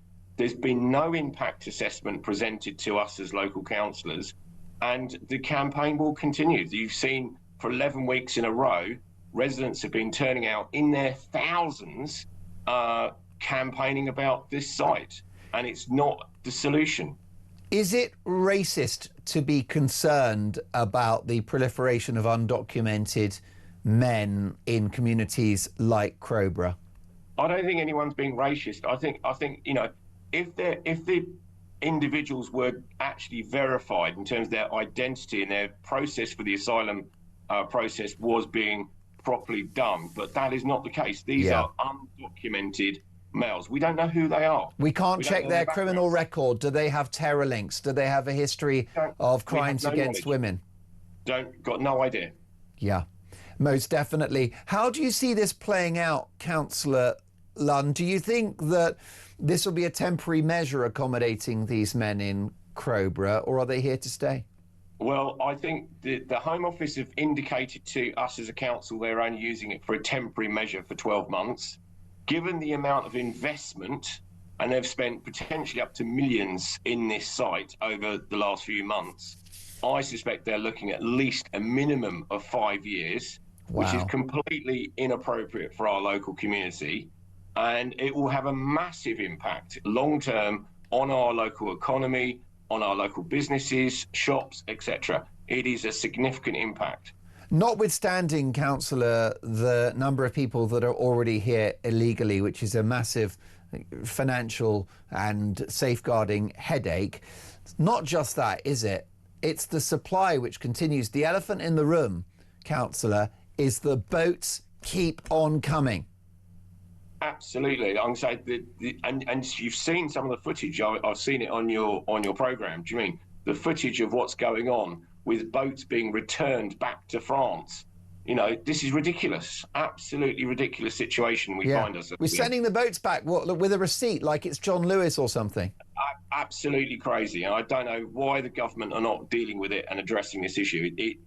I think residents and the wider community are right to be very, very concerned. And it was very much a day of shame for the Home Secretary yesterday. And I think, you know, the community will continue to campaign. They will continue to fight this. And, you know, people are very, very angry. I was out on the streets of Crowborough last night, and there's a lot of real concerned residents, and it's not going to go away. No, and it's very important that they speak up, because the battle they're fighting is going to be a battle happening across the country in lots of venues, lots of locations. where communities are massively impacted. No one voted for this, did they? Councillor Michael Lunn, deeply grateful for your time. I hope you'll join us again in the very near future. Conservative councillor for Rotherfield and Hadlow Town. Barry's in Norwich. Barry, will Britain ever stop the boats? No, you nearly made me choke on my cup of tea this morning when you said people are happy with what they've got. No, we are not. I want every single illegal immigrant coming in this country legally out. Yeah. Yeah. All they do is commit crime, rape women, rape kids, and all sorts of nonsense. You know, we need to get them all out and gone. Now, obviously, Barry, when you say that all they do, I mean, it's not all, is it? It's horrific that these crimes happen. We're probably not going to call each and every one of them a rapist, I would have thought. Well, me have a different opinion, yeah. Majority of them are, yeah, I know crimes that up here that have been covered up, schoolgirls getting raped and sexually assaulted. Yeah. And, yeah, so, you know, the majority probably outweighs the minority. Like, not all of them, but, you know, I would say a good few of them. But, well, Barry, you're entitled to your view, and here's the point. None of these people should be in the country. No. When they arrive, they've broken the law because they've actually breached our border. They should be detained and deported. The idea, Barry, that they get to walk the streets on a daily basis with pocket money and a mobile phone is just beggars belief, doesn't it? Well, what's happening in Crowborough at the minute is just a disaster waiting to happen, isn't it? Yeah. Yeah. You know, you can see that from a million miles off. You've got a little town, probably population of 20,000, yeah, in the middle of nowhere. Not really a lot to do. I watched a guy on Talk last night who was saying about what was there to do up there. There's not a lot to do up there for young people, and so you know you know if you're going to pour petrol on a fire, don't be surprised if it explodes. Yeah. Yeah. You know, and what do you think that looks like if it explodes, Barry, in real terms? What do you reckon we'll witness? What are we going to see? Well, what we've been witnessing for the last God knows how long since they've been coming into the country. You know, just crime, and I think, you know, the government here are not going to stop it because it's a choice. If they wanted to stop it, they could, but they don't want to. Yeah, and they don't care about what the British people think because Keir Starmer doesn't believe in democracy, does he? Let's be straight. You know, you can see what the government are doing at the moment, cancelling elections, you know, try to reverse Brexit, you know, back when it happened, and still try to do it now. Yeah, try to do all they can to stop the British people having a voice.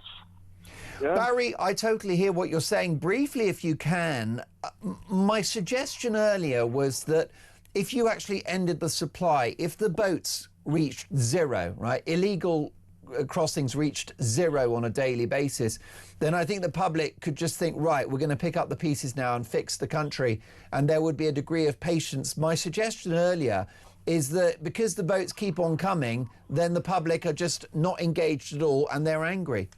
I think the patience of the public disintegrated a long time ago. I think we have no more patience left. Yeah, right. Yeah, all we are seeing is our towns and cities being totally changed. Yeah, right. With all this stuff that's going on. That's true. Yeah, the whole demographic of the country is changing. The British people are becoming a minority in their own country. Yeah. And when you've got countries like America are putting a stop to it, and you look at what Donald Trump is doing, I am really jealous of the American people. I really am. That they've actually got someone in there with some spine and some balls who's actually doing what he said he was going to do instead of this wet wipe that we've had now and before and before. Barry, you've got balls as well. I'm so grateful that you've called me, and what you've had to say, you speak for so many of my viewers and listeners. Keep those opinions coming. Barry, have a good Friday. We'll catch up soon. 0344 499 1000. Here's a voice note from Adrian. Hi, Mark. It's Adrian from East Sussex. We're now revelling in the migrant camp in Crowborough. No doubt, rather, we will thoroughly enjoy multiculturalism. So we look forward to seeing all the rapes and murders and robberies happening in East Sussex. With regard to international law, I think I would probably speak for most of the people in the United Kingdom. Stuff international law. We've had a gutful of it, and we've had a gutful of all these lawyers who are politicians who simply crush the people. Stuff international law. Well, that is the theme of today's Dolan's Dispatch at 9 a.m. I completely agree with you, Adrian. Keep those opinions coming. Will Britain ever stop the boats? This is Talk Breakfast.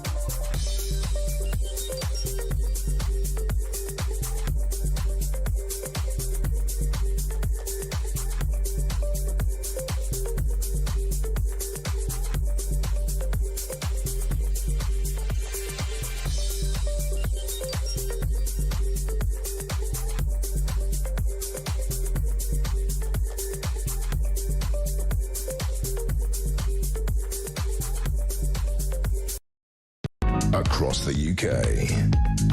On DAB+, on YouTube, on your mobile, and on your side. This is Talk. It is 7:40. You're listening to Talk Breakfast, and we've got a voice note here on the cancelled elections. 4.5 million people disenfranchised. Very convenient for Labour, who, let's be honest, would be eviscerated at the polls. This is a voice note from James. Good morning, Mark. So Labour have cancelled elections, and they've also gone for the veterans. Quite unbelievable, Mark. This Labour Party, and also Tories as well. Hopefully they both never ever get back in, because I can't stand neither of them, Mark. I feel like an absolute mug for voting for them, actually, quite honestly, Mark. Listen, these voice notes are so important. Thank you for that, James. It is a national scandal. Zoe in Lancashire, I've just come back from Lancaster myself. Zoe says, good morning, Mark. Don't these idiots realise unless you close your borders, the hotels are going to keep filling up? Barrack spaces will run out and hotels will continue to fill up too. Delusional. That's absolutely my point, Zoe. I'm furious about those who are here illegally, but my point is about supply. We've got to cut the supply. That is the matter of urgency. That's what's going to happen straight away. But I won't hold my breath. Folks, is the world a safer place under Donald Trump and his newly announced Board for Peace? Let's get the views of Amy Tarkanian, who is a Republican strategist, and Daniel Rubenstein, former advisor to Benjamin Netanyahu in Israel. Amy, I'll start with you. Good morning. Welcome to Talk Breakfast. What do you make of Donald Trump's Board for Peace?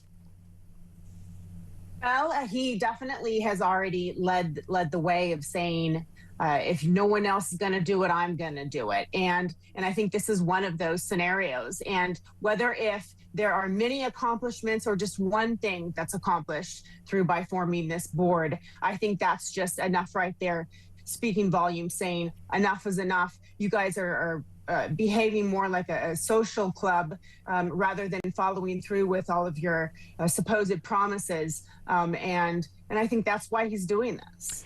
Amy, were European leaders notable in their absence? Sure, and I think that there's probably due more to hesitation, wanting to see how is this actually going to unfold? Is there going to be any real movement, or is this just pomp and circumstance? Is this another PNR ploy? And so I think it's fair for some of these countries to be a little bit more cautious. Let's get the views now of Daniel Rubenstein, who's a former advisor to Benjamin Netanyahu, of course, the Prime Minister of Israel. Good morning, Daniel. Your reaction to the Board of Peace, does it make the Middle East feel safer? It's important to have a vision of peace. That's an important starting point. We've had far too much war. It's nice that someone is speaking about peace. We need to have a vision of peace. And my vision is that Gaza should make peace with Israel. That's the goal. We need to have peace. We've just had war. But the problem is that Gaza still has a government, which is Hamas. Hamas is the Islamic resistance movement. Hamas is the movement that invaded Israel, massacred 1,200 people, and held hostages for more than 500 days. It remains the government of Gaza.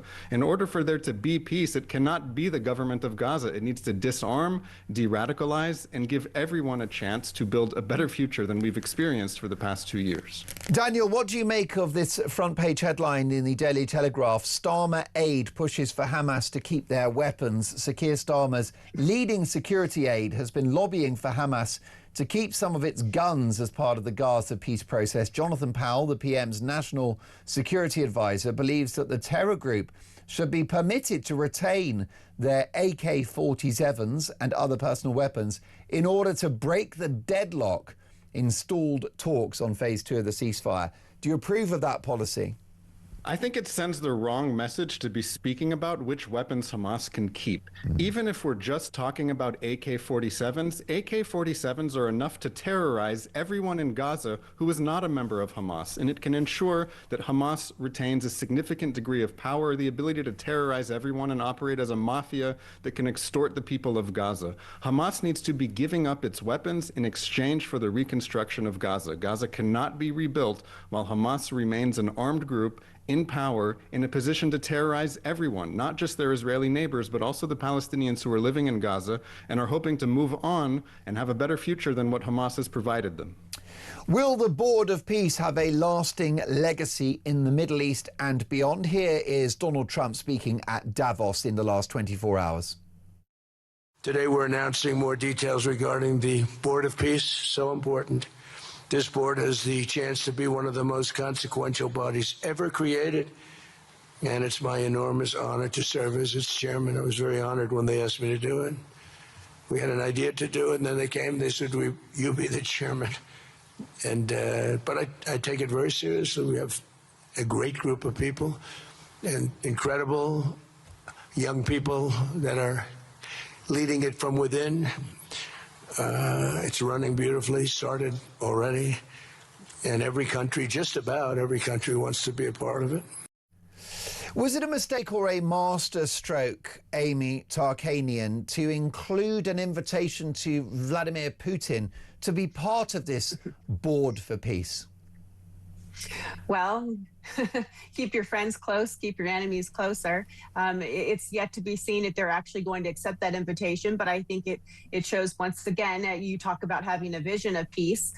This at least shows a vision of extension of an olive branch of trying to coordinate and communicate and try to work with those who we normally don't work very well with at all. And quite honestly, they're not even very trustworthy. But I think the fact that it's actually been thrown out there for the entire world to see, that there is a possibility, it doesn't hurt.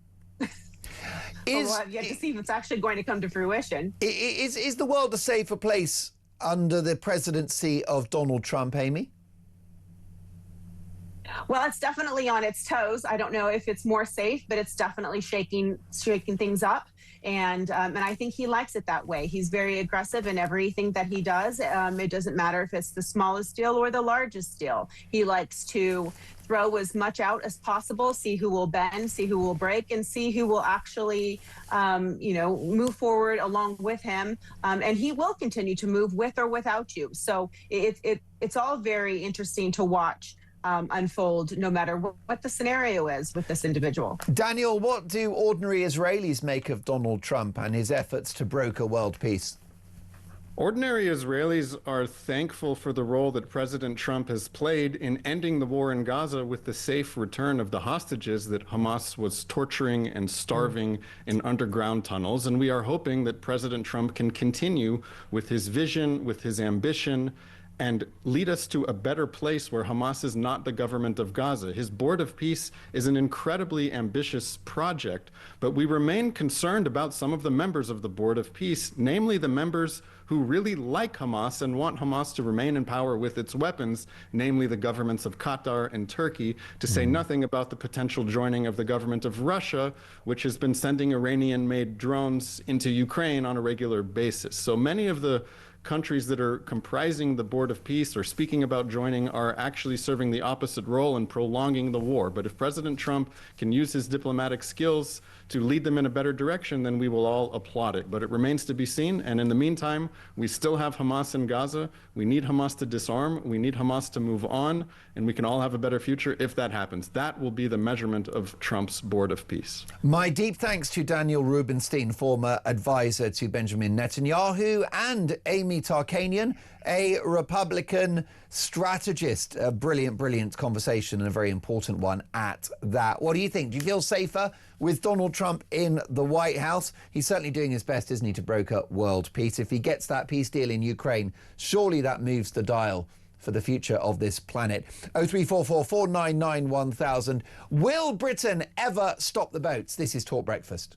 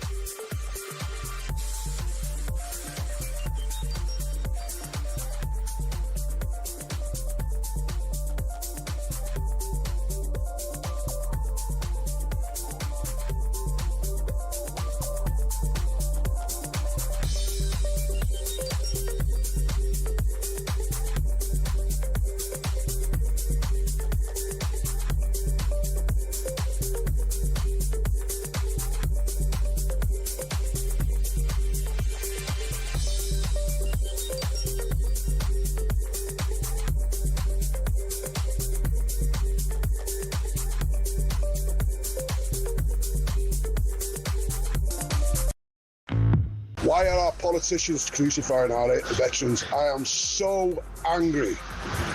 I am so furious. None of them have ever carried a rifle. What's next? Afghan? Iraq? Hey? No shame on these people. Disgrace. These are men and women who put their lives on the line for our country, and we've got a government who thinks it would be a good idea to prosecute them. This is the same party that's gladly going to sit around the table with Gerry Adams and IRA leaders who blew to smithereens people's lives, their homes and their businesses for many, many years.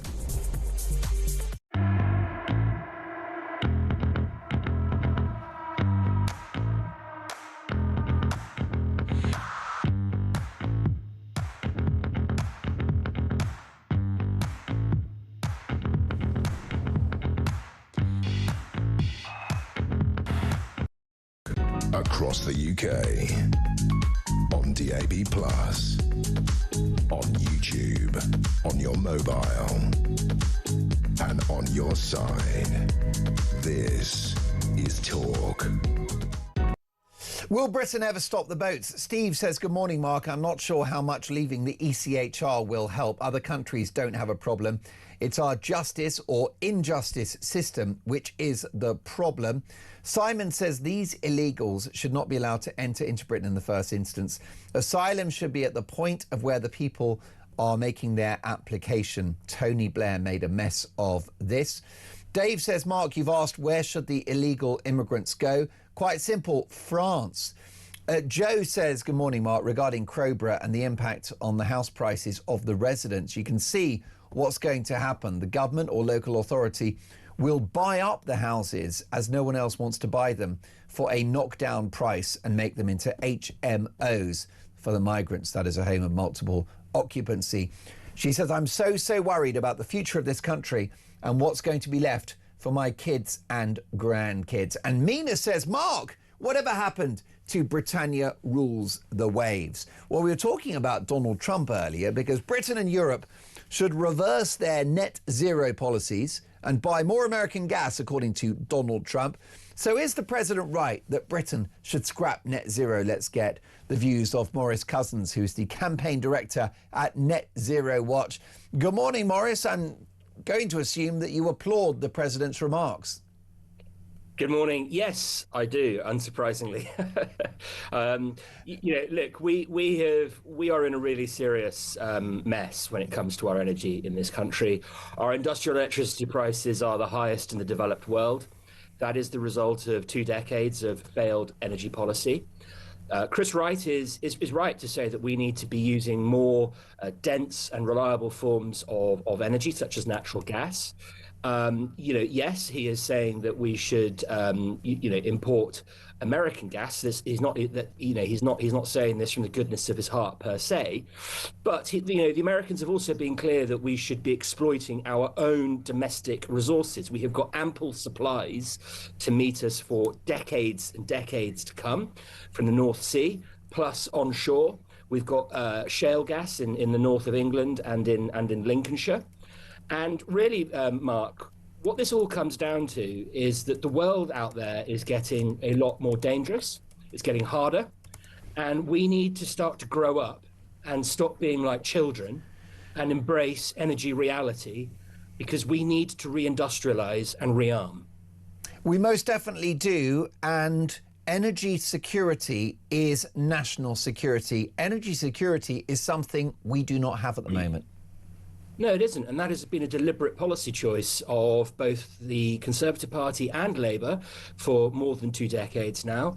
They fundamentally altered what the purpose of energy policy was in the mid-2000s. Instead of it actually serving our security needs and our economy, they made it subordinate so that it served climate policy, and so that we should be seen as climate leaders in the world. That was naive. It was complacent. It was stupid. It was myopic. It was all of those things.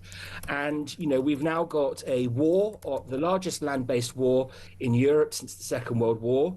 It's been going on now for nearly 4 years. These wars are now tests of who can produce the most amount of material, who's got access to the most amount of energy. And Britain and Europe are not in a good space.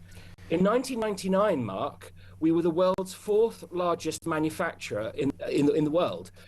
Today, we are 12th. And in some key sectors, like steel or chemicals, we are far below that. I think, in the 1970s, we were the world's 5th largest steel producer, behind West Germany and the United States, the Soviet Union. Today, we languish somewhere around 35th in the world. It is really, really worrying. We do not make our own explosives. We haven't made TNT in this country since 2006. If you cannot make these things, you cannot defend yourself. It is really serious. And a number of the left-wing industrial-based trade unions are furious with net zero because it is the effective deindustrialization of the country. So even some on the left are concerned about the impact of net zero. But of course, it's not going to be cancelled anytime soon on the watch of this government. To what extent are countries like Germany a fable for the rest of the world about these flaky renewables? Well, they obviously they were ahead of the curve on a lot of this, and we ended up copying them. They've been a disaster. I mean, they were, I think, one of the world's largest chemical manufacturers as well, and as a result of I think they're second only to us in terms of industrial electricity prices, and as a result of what they did as well in the mid-2000s, they've seen mass deindustrialization. Only the other week, I think it was announced that Mercedes were announcing that they're going to shift 20,000 jobs from their car-making plants in Germany to Hungary, where they've got cheaper energy. You're seeing chemicals that are being offshored to China. Sorry, my cat. You're being heckled by your cat. Is your cat an Ed Miliband supporter trying to silence you?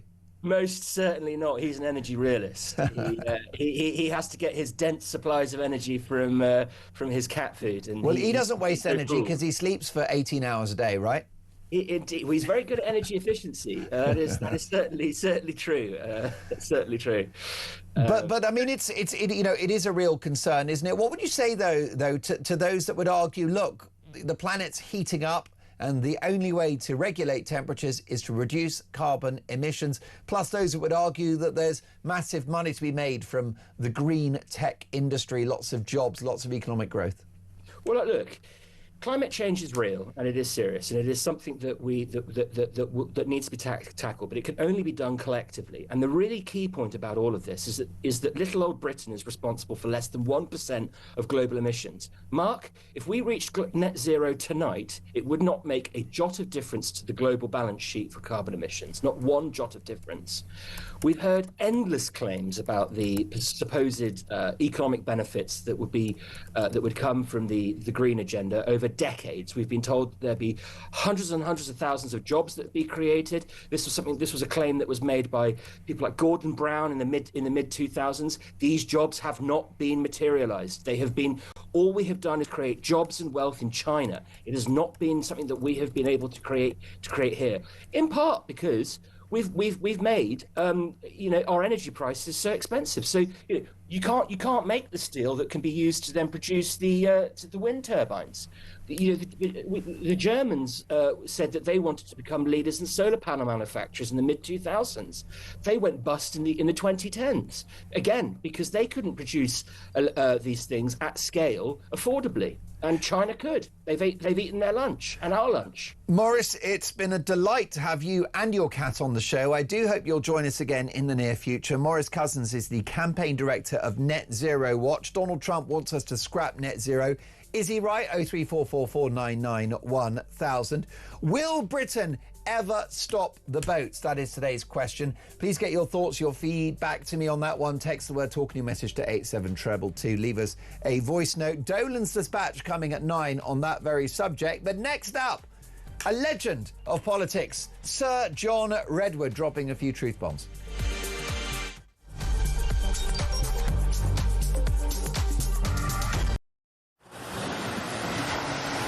Libya has become a major transit route for refugees and migrants from sub-Saharan Africa, and many of them come through Libya dreaming of getting to the UK, particularly from Sudan, where there has been a civil war waging for the last 2 years. And those asylum seekers or economic migrants who make it from Sudan to the UK have a 99% chance of being given leave to remain. So I spent several hours talking to immigration chiefs here in Benghazi on the east side of Libya. The Libyan National Army has a very good grip on the immigration problem, albeit fighting against a huge crisis with limited resources.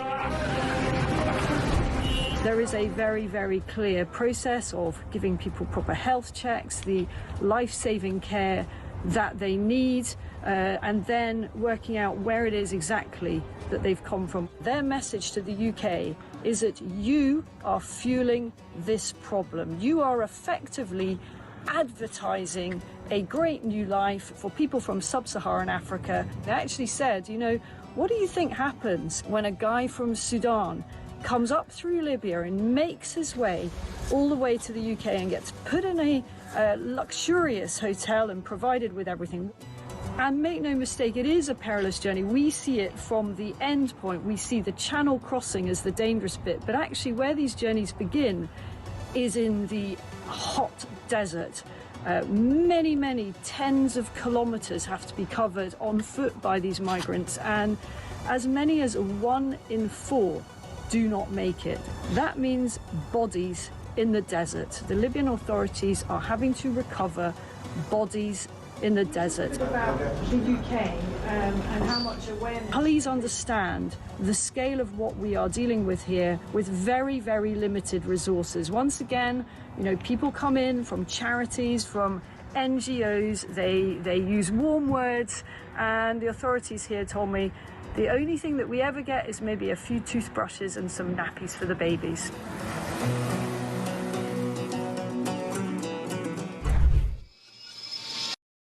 Across the UK, on DAB+, on YouTube, on your mobile, and on your side. This is Talk.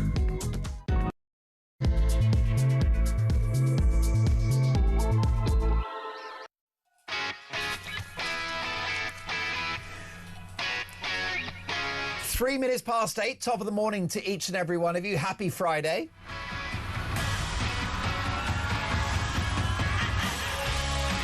I'm Mark Dolan. This is Talk Breakfast, and breaking this morning, 27 illegal immigrants smuggled into a small East Sussex town in the dead of night, with a further 500 undocumented males to take over an army training centre in the weeks ahead. This is a community in crisis, a local population in uproar with concerns over safety and the loss of a civic venue. But unfortunately, the story of Crowborough, East Sussex, is not unique, with 70,000 people having entered the country illegally since Sir Keir Starmer became Prime Minister. This is a problem engulfing the country. So my question to you is a simple one this morning. Will Britain ever stop the boats? Is this the new normal? Have we got to accept this now? Will the bureaucratic blob stop any administration from tackling the issue? Let me know your thoughts. My number is 03444991000. Tommy is taking your calls today. The brilliant Nahar is directing our TV output. You can hear us on the radio, but if you want to watch the show, head to YouTube, search Talk, and up we pop. The brilliant Sam is our lead engineer, keeping, let me tell you, the wings in the air. We are airborne this morning. Executive producer, the one and only Christian Mitchell. So much to get through. Will Britain ever stop the boats? Text the word TALK in your message to 87222, or leave us a voice note, and as the saying goes, let's talk.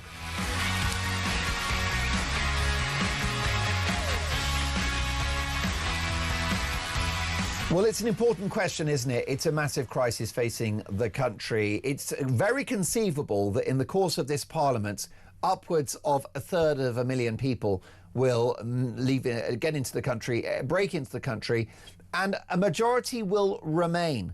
It's a huge economic, societal and national security crisis. Here is a voice note on that very subject from Steve. Good morning, Mark. This is Stephen Hartz. Well, of course, the Labour Party will never, ever stop the boats for two reasons. One, because ideologically they despise Britain and the British and our culture, and they wish to water it down and turn it into some kind of weird multicultural utopia, which is obviously never going to happen because they're importing cultures that are totally incompatible with one another. This from David. Hi, Mark. Perhaps the people of Crowborough and the Army Cadets could take the government to court using a human rights lawyer argument and say that their human rights to a safe and happy life are being affected because of these illegal migrants living in a camp that's not secure. Turn the tables on this government. Melanie in Suffolk says, good morning, Mark. Lovely to see you on breakfast today. What a treat. Well, thank you, Melanie. She says, I live in a rural area. Luckily, I don't have to deal with the immigrants where I live. I rarely see more than a dog walker once in a while. But my nearest town is Ipswich, and the difference in the town is stark. I know personally of incidents that have happened but have been covered up. Local people are terrified to go into the town, even during daylight hours. There are more no-go areas, and when you're unfortunate enough to have to go through them, the degradation is evident. Rubbish everywhere, shops vandalised, large groups of intimidating men hanging around, and windows boarded up. It never gets better, only worse. Whoever gets in at the next election will have a much worse problem to solve, and I worry that Nigel Farage will be deterred once in office with the sheer challenge of it all, and we'll get a watered-down version when what we need is something radical. Melanie, thank you for that. Let's get reaction now to this morning's conversation. Will Britain ever stop the boats? I'm delighted to welcome a legend of politics, former Conservative Cabinet Minister Sir John Redwood. Sir John, very good to have you on the programme. A belated Happy New Year. Will Britain ever stop the boats? Yes, it can and it must, but this government has been doing the opposite. I mean, it took out bits of law that might have helped. It didn't put in the legal changes that you must do in order to have an effective deterrent. The last government had got the numbers down a bit, but it wasn't prepared to put in the suspense on international law interference, and so it didn't get the Rwanda scheme up and running. You need somewhere where you can send these people to so that they know that if they try and get into Britain, they will go somewhere they don't want to go, and that will stop the boats, it will stop the trade. What do you make of the recent remarks of your former colleague and stablemate Robert Jenrick, who said at the Reform press conference in which he made his defection that the Rwanda plan was a scam, it was a white elephant? Well, I don't agree with Robert on that, and he didn't believe that at the time. He was part of a government that planned for it. I think most people looking at this problem know that you have to have somewhere to send these people to so that they don't stay in the United Kingdom as a result of breaking the law to enter here. And once you've got somewhere that they can see works, then they won't want to come anymore because they're not going to achieve their objective of getting into Britain and having all the benefits and the access to accommodation and support that they get as soon as they arrive. And I think what Robert is forgetting is that he and I and others tried to get the last government to suspend international law interference in that. And if we had done that, then I think the scheme would have worked. The Conservative Party, which Robert has just left, is fully pledged to do that. And the new leader has said, yes, the Conservative government got it wrong. The big mistake was not overruling the international lawyers, and an incoming Conservative government would do that as a matter of great priority, because we all agree that these communities can't take all these people. The benefit system shouldn't be paying for all these people. The priority should be people who are legally settled here that we should be looking after. Most definitely, and the country is in the red, so we cannot afford to accommodate people from overseas who have broken the law to be here, Sir John. What would you say to my viewers and listeners, though, that enjoy your remarks and share your politics and your philosophy, but feel the Tories are the last party to fix this problem, given that it proliferated on their watch? Well, the Conservatives were always committed to not letting these people come in. One does wonder about some of the left-wing parties on that. And they did stop the people coming in by lorry, you may remember. A lot of money and effort went into putting up fences and to stopping the people getting on lorries. Very successfully. A very dangerous route. So that was a success. Then the boat trade started up. And as I just said, and the current Conservative leader agrees, the Conservatives didn't go far enough in backing the Alternative Rwanda plan and other measures. And one of the things that an incoming Conservative government would do, I'm sure, is before giving more money to France, would make sure that France is doing something for the money. And I don't understand why this government, who wants a love-in with France all the time, is giving them so much money without conditions, because it's very clear the French authorities are not doing all that they could to stop the boats leaving France. The safest and quickest way of stopping the boats is to stop them leaving. You mentioned and referenced their left-wing parties.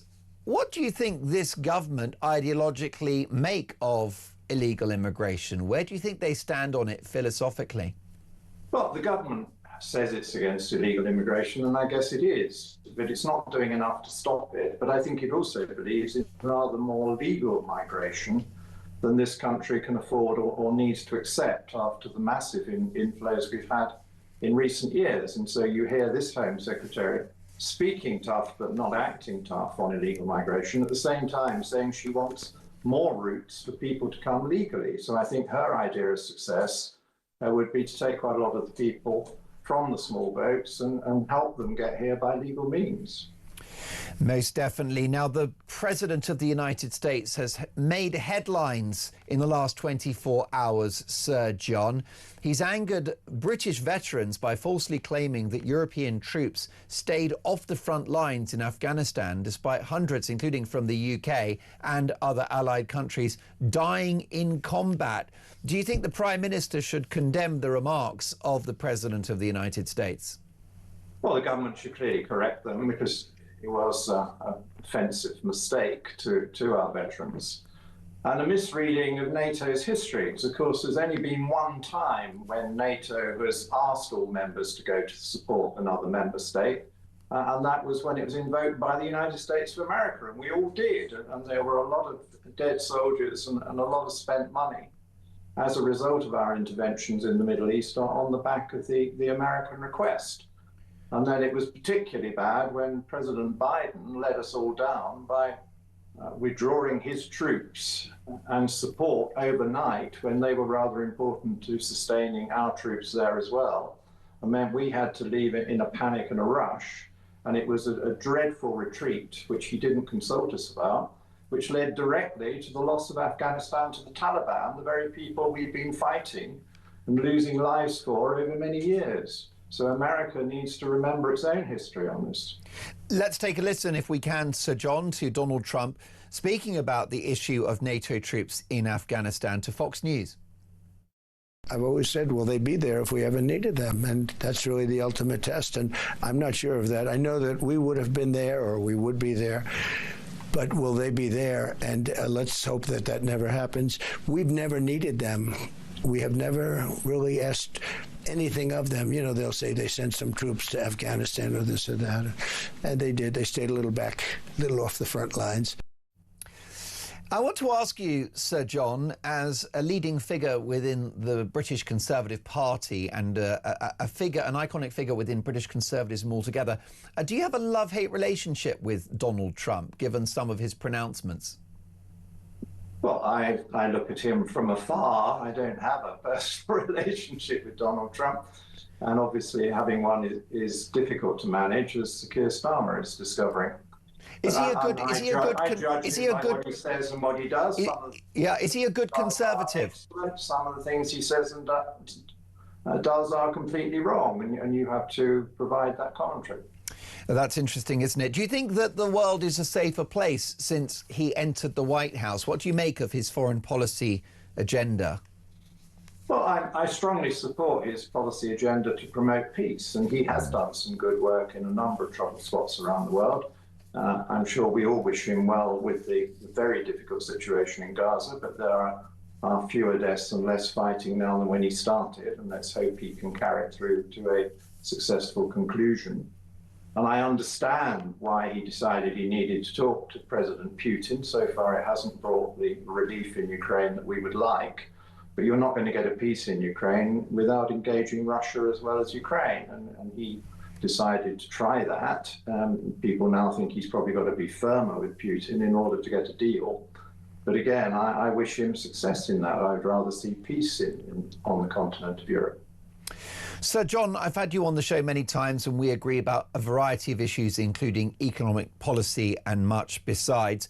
What would you say to some of my viewers and listeners, including Melanie, who messaged the show earlier, saying that what Britain needs, whether it's illegal immigration, the economy or much besides, is a radical government, a radical solution? What would you say to those that think that Nigel Farage is the only radical option? Well, I would say, yes, we need big changes, and I've been setting them out over many years.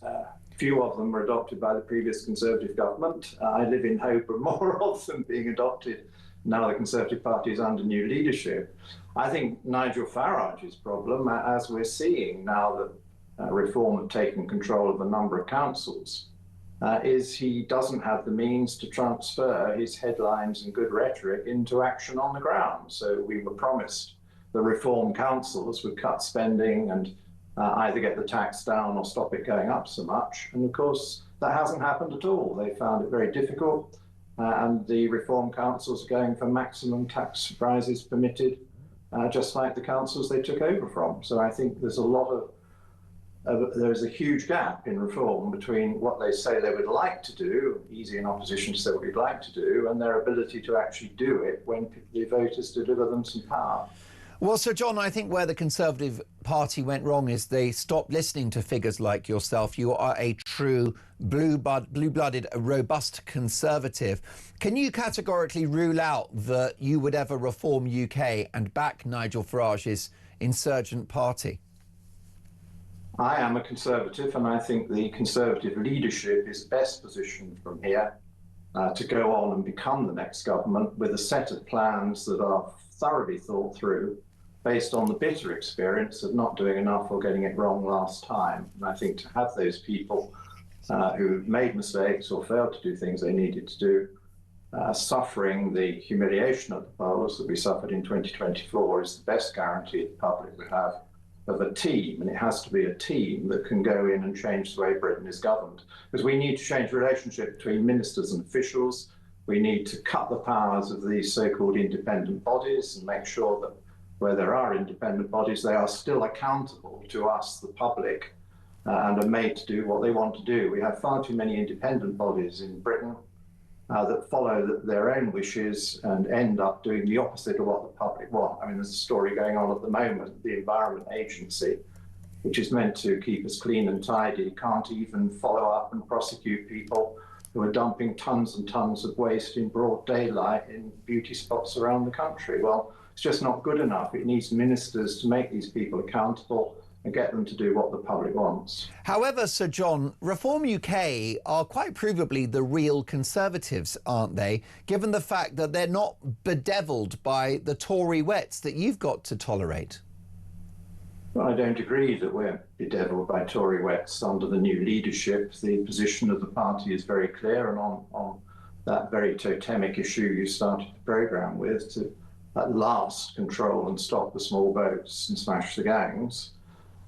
All candidates are being told for the next election by the leader that they had to accept that European law goes because it's getting in the way of doing something that is vital for the British people. Sir John, always a privilege to have you on the show. I hope you'll join us again in the very near future. A fascinating and illuminating conversation. Sir John Redwood, former Conservative Government Cabinet Minister and, of course, former ex-MP as well. One of the leading lights of the Conservative movement in this country, Sir John Redwood. Your reaction, 03444991000. Will Britain ever stop the boats? This is a voice note from Andy. Morning, Mark. It's Andy from Birmingham. Hope you're well. Your question this morning is, can we stop the boats? Will we ever stop the boats? My answer is no, not the way we're going with this government. The proposed change of government's going to be 2 to 3 years' time, hopefully a bit sooner, but I just think it's going to be too late, mate. Shabana Mahmood, in her wisdom, decided that they're going to fill every RAF base, old RAF base, army base, with these undocumented male, basically. That's what they are, fighting age men, and strategically placed as well, these bases weren't they, after the Second World War and whatever, for a reason. So what we're going to do is going to have packed out bases all around the country. Honestly, mate, it's getting really scary now. I think we're in serious trouble, mate. Sorry for the long message, but, you know, got to get it out. Have a good day. Andy, a chilling and important message. We are in trouble. Some people say it's metaphorically 5 to midnight. Others suggesting 5 past. Is the damage done? David is in Basingstoke. David, welcome to Talk Breakfast. It is 8:20. What's your view? Good morning, Mark. Good morning. It's so easy to stop the boats. It's just called conscription. Well, now that's very interesting. Tell me how that would work in practice and why that's a solution. Well, they're all going into the army bases anyway now, so you don't process them. You just send them all into the army bases. Give them 2 options: conscription, join the army, or you get straight put back onto landing crafts and get shipped back to France. What's the French going to do if a load of landing craft turn up? And how would they serve the British Armed Forces, though, given the fact that they're not British and that they've broken the law to be here, David? Well, that's their get out, isn't it? To give them the chance to, if they want to come to Britain, to join the forces, do 10 years, and then they can do whatever they like after 10 years. Well, it's an interesting proposal. It would certainly improve the level of personnel that the military's got at the moment, which is far too little. David, how do you see this panning out? Clearly the boat crossings are going to continue under Labour. Will Britain ever stop the boats? Well, no, it will do, because are you going to want to go to another country and sign up and join their army? Of course you're not. But David, in the real world, is that going to happen? Are we going to seriously accept these people and put them in the military, put them on the payroll? It would be a massive headache for the military authorities to actually accommodate these people, many of whom don't speak the language and many of whom probably detest this country. Well, then if they don't want to do it, then they just get put on a landing craft by the hundreds and ship them all back to France. There you go, a no-nonsense solution. David, I think it's the first time you've called. I hope you'll call me again. What a creative solution. That's what we need. David, thank you for that. Will Britain ever stop the boats? Terry in Slough. Good morning, Mark. I wasn't her biggest fan, but in my opinion, Mrs. Thatcher would have stopped the boats. She would have ended the small boats invading our country because she had something that this useless government, this Labour government, hasn't got. That is guts. Unfortunately, we've got a government with the backbone of a jellyfish, absolutely spineless. Justin says, we don't need to leave the ECHR. It's much more simple. No legal firm will work for 0 fees. We simply stop legal aid for non-UK citizens. Then any landed illegals will have to fund they'll have to fund themselves to do the appeals and pay their own way. I'll get to more of your thoughts on this in just a moment. So much to get through. Dolan's Dispatch at 9 a.m. Don't miss it. Will Britain ever stop the boats is the question. We'll listen. The consequences of that is Crowborough in East Sussex. And we're going to speak to a councillor for Crowborough South East next. This is Talk Breakfast.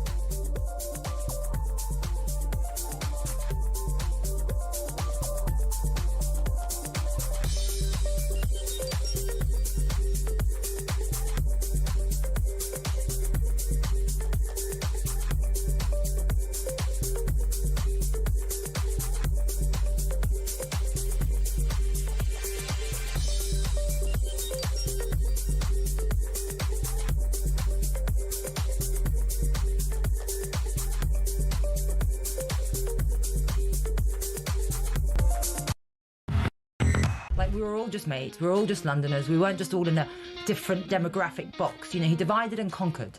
And so I want to unite and not conquer. I want to give London back to Londoners. And so in a sad sense, I'm not surprised that this has happened because the bar is so low. They were all booing him. People were saying, swearing at him, etc. So there is a real hatred for Khan. People have accused him of being an unscrupulous Nepo baby, and he really is. I mean, the man, I wish he had talent, It's but also, unfortunately I he think doesn't.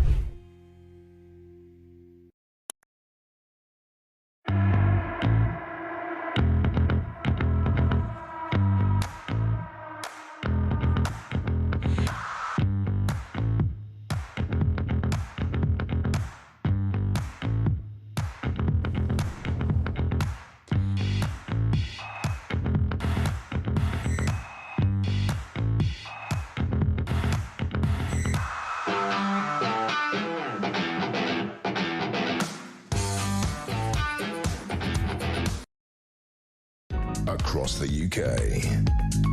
On DAB+, on YouTube, on your mobile, and on your side. This is Talk. It is exactly 25 minutes past 8. You're listening to Talk Breakfast. And the Home Secretary, Shabana Mahmood, is determined to take illegal immigrants out of migrant hotels. But the consequence is the unedifying spectacle of 27 illegal immigrants sneaked into Crowborough in East Sussex in the dead of night, 3 a.m. Obviously because the public would be furious if it happened during the day. She says she wants to tackle the hotel accommodation of these people. Isn't the bigger elephant in the room the supply, the fact that the boats keep on coming? The Home Secretary has said illegal immigration has been placing immense pressure on communities. That's why we're removing the incentives that draw illegal migrants to Britain, closing asylum hotels that are blighting communities. Crowborough is just a start.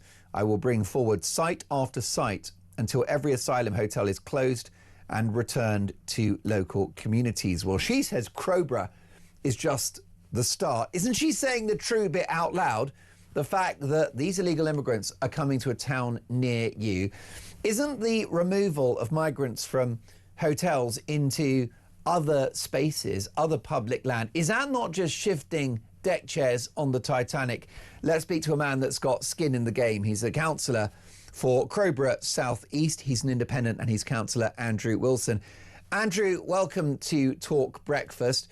How has the news that 27 illegal immigrants have entered Crowborough in the last 24 hours in the dead of night gone down?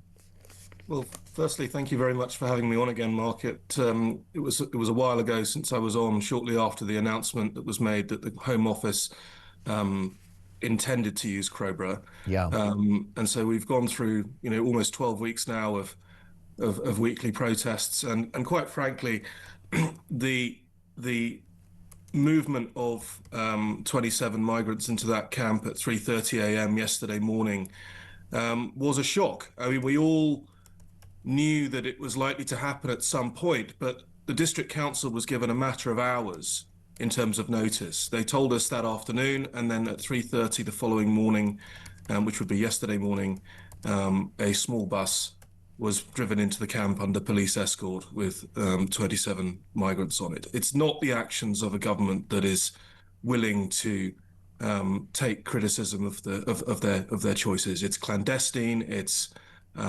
disingenuous, and it treats the community very, very poorly, in my view, and I am furious. How are the lives of locals in Crowborough going to change when the full quota of around 500 undocumented men arrive? Well, I think there's going to be a lot of changes, and this is part of the problem. The Home Office has not quantified the community impact. They promised the scrutiny committee at Wealdon District Council, which is a committee that I chair, they promised to send the community cohesion impact assessment to us. We never received that. They've avoided doing environmental impact assessments, habitat regulations. They've enacted emergency powers to use this camp for up to 12 months. We do not know what the community impact is going to be, but I can tell you, on the ground, residents are taking matters very seriously. There's been a lot of upgrades to personal alarm systems, CCTV in the town. I've heard of some residents actually withdrawing their children from schools. As you can imagine, mothers who perhaps would have been very happy for their children to walk to school in the morning are now having to drive their children to school, or just doing that as a precaution. The lives are changing. This is a big decision, and Shabana Mahmood, quite frankly, her quote yesterday and her statement yesterday that this is the first and it is coming to a town near you should send a chill down every single community in this country. She is literally using Britain's communities as a dumping ground for Labour's policy failure in being able to control the borders. Closing hotels is not a border control policy. Yeah. It's optics masquerading as some kind of structural reform. The elephant in the room is supply. Those boat crossings keep on coming. They do. I mean, fortunately, we are an island with a rather large moat around it, and in winter time, seasonally, we get a fall off in those boat crossings. But I have no doubt in my mind that come spring, they will start again, and in their numbers. 540 migrants in Crowborough is not going to touch the sides when you look at the numbers that are coming over on the boats in the fair weather that we're going to have in the spring. And there needs to be some more effective policy intervention. I was chatting to your reporter down in Crowborough yesterday, and Samara Gill, yeah. Exactly, and I noticed that she had a slight Australian twang to her voice. Now, Australia dealt with their borders very effectively. They would detain illegal migrants. They would burn their boats, and then they would take them to a third country. Now, we were close to being able to do that third country option with the previous government, and then Labour scrapped it pretty much on day one. That is a potential solution, which I think needs to be reinvigorated, because it is not a sustainable solution to dump hundreds and hundreds and hundreds of people who are incredibly culturally different to Britain into rural British communities. Most definitely. Let's take a listen, if we can, Councillor, to this voice note from Mike on the issue of the small boats.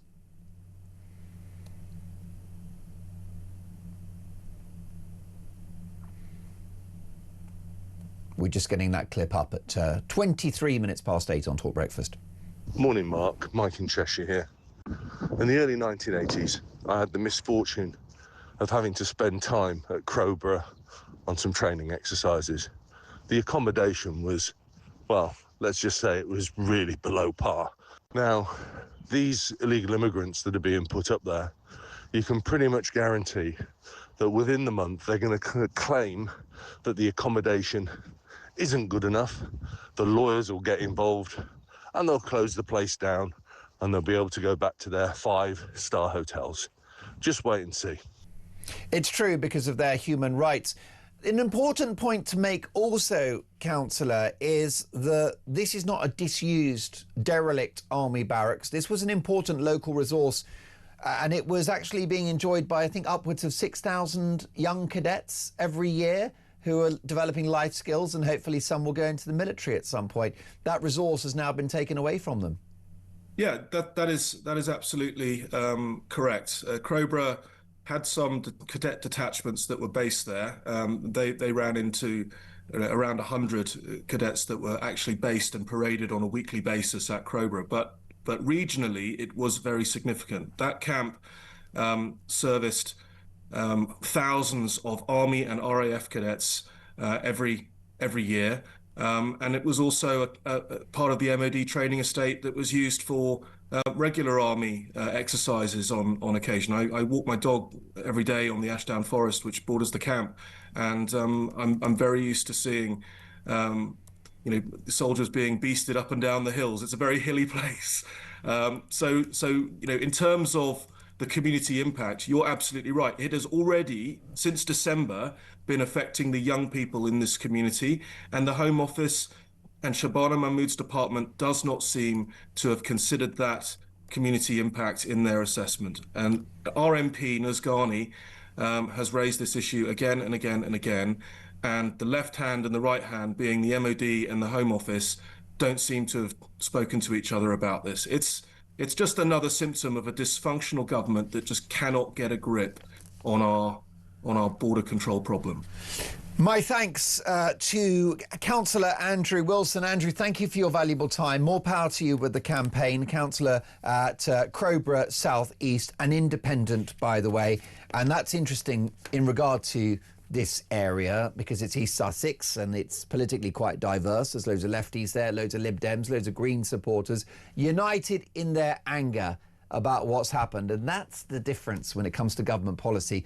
When people are impacted by the failure to police our borders, suddenly their political attitude changes overnight. There's no illegal immigrants in Islington, and that's the problem with this governing party that we are now currently suffering. It is 8:35. You are listening to Talk Breakfast. Will Britain ever stop the boats? Don't go anywhere.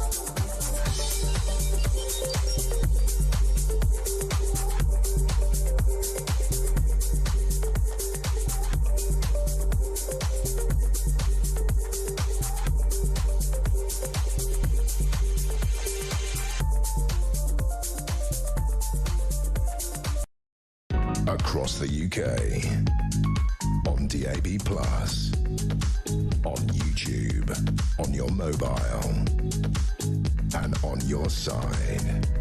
This is Talk.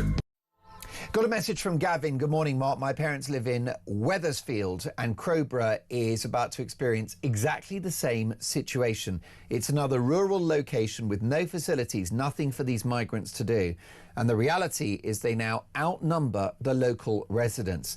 This policy is not working. We need to stop placing large migrant camps in isolated villages, and we need to start returning people who have no legal right to stay. I don't think that the political and media establishment just understand how angry people are. Well, my job is to be the lightning rod for your anger, because this is what Talk is about, getting your concerns on the radio and on the telly. So keep them coming. 0344 499 1000. Will Britain ever stop the boats? This is Hannah with a voice note. At this point, Mark, we're just super hosts. Britain is a super host for the world's rubbish, and they will keep coming because the incentives to come are still there. We're soft. They can claim compensation. They can claim money. They know we will do nothing because we are tied by the ECHR. The boats will continue to come. We will run out of space. We will open more army bases, more communities, more towns will be destroyed. We have to stop this madness. We have to stop this government. All right, I'm going to do something at 8:38. Executive producer Christian Mitchell, one of the most experienced men in broadcasting, by the way. He's worked with Nick Ferrari, no one's perfect. And I want to say to you, Christian, can you save that voice note? And it's going into the Dolan's dispatch, because Hannah just put her finger on it. That's going in the dispatch at exactly 9 o'clock. You won't want to miss it. Hannah, thank you for that. Listen, folks, we'll get to more of your thoughts and feedback in just a moment. Another really important story. Just under half of school leaders, right, these are the amazing folk that run our schools in this country, needed mental health support in the last year. It is truly a challenging thing to be a head teacher of a state school in this country. Why is that happening? What is the problem? Let's get the views of Mark Lehane, who is an executive head teacher at Wootton Academy Trust and a former special advisor in the education department. Mr. Lehane, welcome to Talk Breakfast. Lovely to have you on the show. Really worrying statistics about the well-being of those important people who lead our schools. Yeah, they are sad statistics, but they're not a complete surprise. Teaching's always been a really tough job, like lots of other jobs are. We know it's not unique to teaching. And being a head teacher has always been tough. I'm from a family of teachers. My dad was a teacher and his mum was a teacher. So I don't think it's ever been easy. What is really interesting now is the intensity of some of the challenges that head teachers in particular face. And let's be clear, the young people are not the challenge in the job. Working with young people is brilliant. I was a teacher for a long time, and then I took a few years out to work in Westminster in politics, and then I came back after the last general election, and I'm so glad I came back. It is still a fantastic job. Young people are amazing, the community is amazing. It's largely a small number of quite difficult parents that put the pressure on to people. But I have to say, the key thing is having the support around you. And I count my blessings. On both occasions when I've been a head teacher, I've had absolutely fantastic governors and trustees and chairs around me to support me. And when you talk about a small number of difficult parents, are they the pushy parents, or are they the parents responsible for badly behaved kids? So I always say I love what you might call pushy parents, because a pushy parent is by definition a parent that cares about their child, and that's what we want. But we've then got something in common to do the best for them. What I think we're facing, and there has definitely been an increase in the intensity in this since I was first a head teacher, and then I left that in 2017, and when I came back to headship in 2024, I think what's changed has been the speed with which a small number of people want to take what might be a minor grumble and turn it into a really big complaint or serious deal. And I think, like I said, that's always been there a little bit, but now it's far more intense and it's far bigger in number. And that really can be quite stressful because it can soak up a lot of your time. Emotionally, it's very, very draining. And then there's always that worry about, well, what will happen at the end of this? Now, like I said, I feel very lucky. That's not something I'm personally experiencing because I feel so lucky to have that support around me. But I certainly know it's a thing amongst lots of people in the sector. And I also know it's something that the government are looking at, certainly the last government and the current government. There's a lot of work going on in the Department for Education to look at how can we better support schools to deal with the huge volume in complaints that they're now having to deal with. And we know it's not just schools dealing with that. We know since COVID, almost wherever you go, you'll see a sign, won't you, saying, please don't abuse our staff, or we will not put up with bad behaviour. Whether you're in a local coffee shop or the train station, it's exactly the same in schools. So we're not unique in dealing with it, but we're definitely a focal point for people's grumbles. My heart goes out to teachers because it's not their job, Mark, is it, to fix the problems of society. You've got kids going to primary school still in nappies because parents don't think it's their job to do toilet training. You've got some children trying to swipe a book because they think it's an iPad or a phone. You know, there are big challenges in our society, and it shouldn't really be that the teachers are the fall guy, the ones that have to fix it. No, and there's that lovely old saying, isn't there? It takes a village to raise a child. And I think we'd all agree that parents are the first teachers of their children. They're the most important influence in a child's life. And then around that, you have their immediate families, their extended families, local communities, and also their schools to do the sort of formal academic teaching. I think there's a broader conversation we need to have. It's a conversation that's always needed, but is particularly needed right now, which is what is the role of parents? What is the role of the broader family society, and what is the specific role of schools in there? Because at schools, we're teachers, we're public servants, we'll do whatever's asked of us and that we're funded to do, but we need to be really clear about what it is that we are meant to do and also what we're not meant to do. And something I've tried to do since I've been working at Wootton Academy Trust is to be really clear with my colleagues, but also with our families. This is what our responsibility is. These are the standards we insist people abide by. And if you don't live up to those standards, we're going to need to have a serious conversation about it. And that's whether it's about students or their parents. We had to call the police the other day to have someone removed from reception because they were being really aggressive. And you know, we're grateful to have the support of the police when we need it. But we shouldn't really need to do that often over what is a relatively minor thing. I mean, I don't remember any of my teachers in the 80s needing mental health support, Mark. Are teaching professionals getting a little bit snowflakey? I mean, I wonder about, for example, the many teachers who are off work for months on end with so-called stress, which is something you can't really prove. Well, I think that's probably a much bigger question than just teachers, and it's society-wide. We need to talk about how resilient people are. Is it mental health, or are we redefining, you know, things that are otherwise quite normal life experiences? Yeah. And that's whether it's the adults or the students. Like I said, you know, my dad was a teacher for 40 odd years. He retired in the late 90s. It's always been a tough job, like lots of other jobs are. Let's be clear, we don't think teaching is unique. Everyone works really hard. I think it's always had tough bits to it. What probably is better is that we're more aware of the pressures people are under, and so we do try and put more support in there. But there is no doubt, and I can vouch for this based on both my work I did when I was in the Department for Education and since I've come back as a head teacher, the pressures from a small number of people are that much more significant now, and they can, for some people, push them over the edge. So we've got to be looking out for one another and do our best there. Well, it's really, really important, isn't it? Do you feel that you can see in the classroom that society is changing, or even, dare I say it, in decline, Mark? I know you won't judge the kids involved. You're very committed to the kids. But are schools a metaphor for the direction of the country?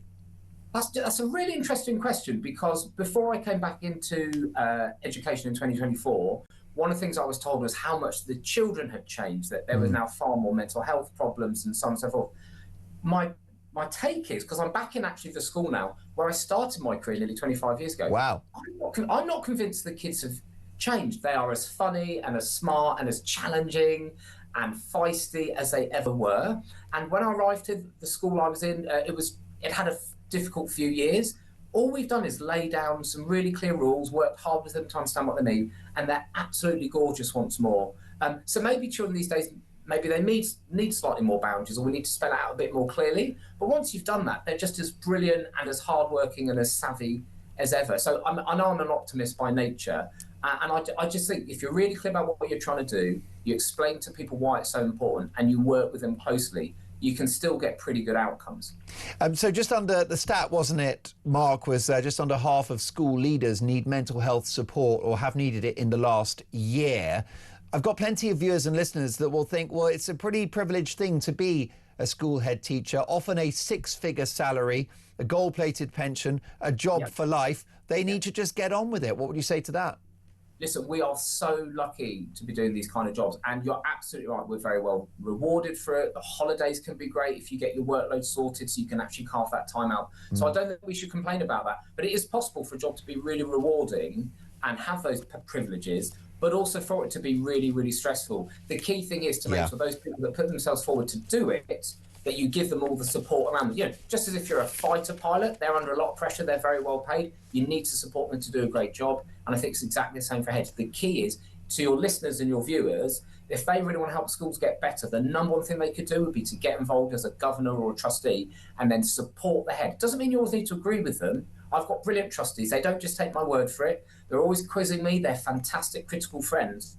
But I know they've always got my back, and that if ever anything was to come up, we'd work through it together to get to the right end. And that's so reassuring for me. And I think that's what every head teacher wants in their job. Well, it seems that the predominant theme is support, and supporting schools, supporting teachers and the leadership of our schools is obviously of critical importance, because as the song goes, Mark, the children are our future. Can I salute the work that you do and your colleagues at the Wootton Academy Trust? We appreciate your wise input, and Mark Lehane is the executive head teacher of that school. Both of my sons educated in secondary schools, state secondary schools, and I will say that the decor's not perfect, the paint is peeling, but the teaching staff are generally outstanding, and I certainly appreciate it as a parent. But let me know your experience of British education in 2026. 0344 499 1000.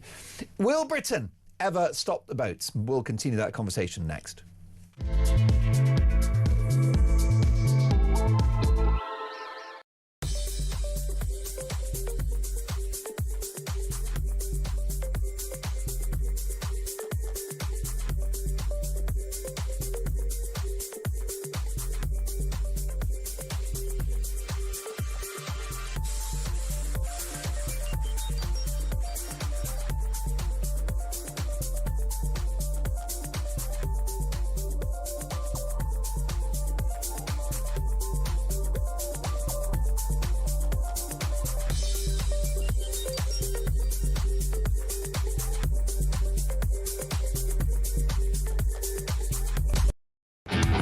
I'll say, as a lawyer, he should know all about fairness. This is not fair in the way that the government is treating Northern Ireland veterans. How can you prosecute veterans, people who are doing their job for the defence of our great nation, and yet all you do is drag us through the docks whilst you are protecting and giving immunity to IRA terrorists? It's wrong, it's not democracy, it's unfair, and we expect better from the British government. And Al Carnes, you should hang your head in shame.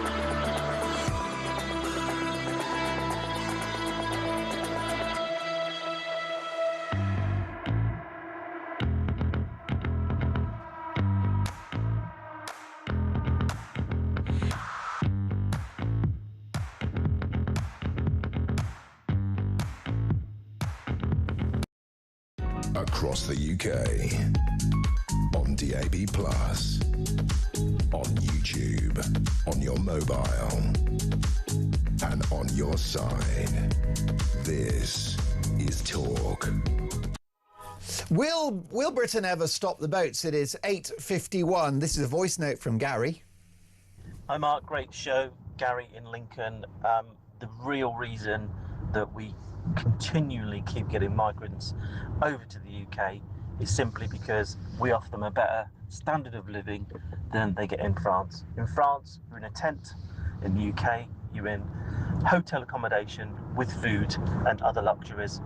That's what we need to stop. Listen, the voice notes, so much sense. You get it. My viewers and listeners get it. The government do not. Let's take a call on this. Anne is in Gwynedd.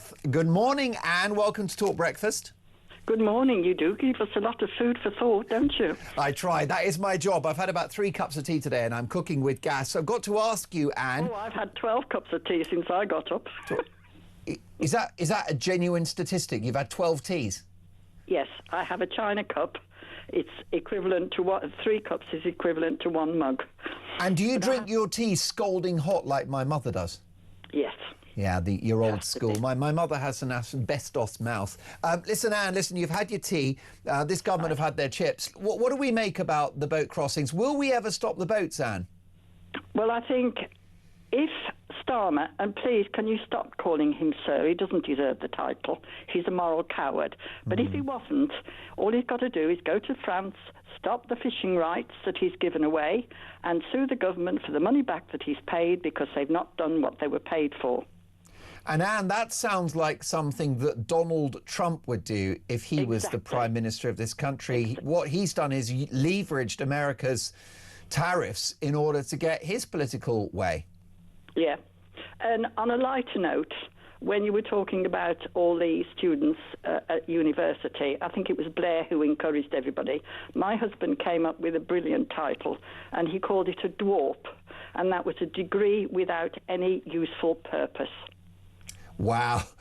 I mean, isn't that brilliant? That is inspired. I've got to say, that is absolutely genius. I've got to ask you, Anne, are we being too hard on this administration, given the fact that the migrant crisis long predates Sir Keir Starmer in number 10? Are they the fall guys for 14 years of Tory failure? Well, I think they're worse than ever, and I wouldn't give them credit for anything. I think he's a traitor to the country, to be honest. Traitor to the country? Yeah. Now, Starmer would deny that. He'd say he's a patriot. He loves this country. He's come to fix it. That's why he's got a big mandate for change. No, I disagree. When you think of this beautiful country, how hard the farmers, and we have no industry anymore. They're trying to get rid of the farmers. What will we do if we can't grow our own food? And, of course, the assault on other traditions. I really genuinely believe he's a traitor to the British people. And I guess you might look at the taxation policy towards pubs and hospitality venues as well. Yeah, everything. Everything. He's destroying the British way of life. And perhaps because we are culturally different, perhaps some people don't realise how different we are. But I genuinely believe he's a traitor to the British Isles. Devastating verdict. Anne, please call me again soon. Very much enjoyed our conversation this morning. I'll let you get the kettle on and have your 13th cup of tea. Lucky for some. Keep those views coming. Will Britain ever stop the boats? More of your feedback shortly. I'm delighted to say there are some massive, massive football stories out there. And Lloyd Canfield is a good friend of mine. He's the Chelsea reporter at the Sun newspaper. Morning, Lloyd. Morning, Mark. Pleasure to be here. Been looking forward to speaking to you actually this morning. Oh, well, listen, there's so much to get through, including great news for Aston Villa last night in the Europa League. Yeah, brilliant win for them. They're through to the last 16. A bit of a mad moment seemed to steal the headlines between Yuri Tielemans and Unai Emery when Tielemans got subbed off. The manager seemed to give him a little shove, which was a bit peculiar. But overall, they're through to the last 16. Great result for them. A header from Jadon Sancho. His first goal for Aston Villa, so great news for him, seeing an ex-Chelsea player. But yeah, they're through to the last 16. That's all that they'll really care about. Yes, and you mentioned that little moment of drama. That's maybe giving your player a shove. That's the new hairdryer treatment. They're definitely going to have to sort out the issues behind the scenes, but the results are all that matter. And this is a manager in Unai Emery that's got a pretty good track record in Europe. Yeah, very, very good track record. Obviously, when he was with Villarreal, he was brilliant, and especially in the Europa League, he's been really, really good. He's won it. Has he won it? He's won it 2 or 3 times. He's won it 2 or 3 times, hasn't he? Yeah, really, really strong record in the Europa League. I think he's won it more than any other manager. So don't be surprised to see Villa go all the way.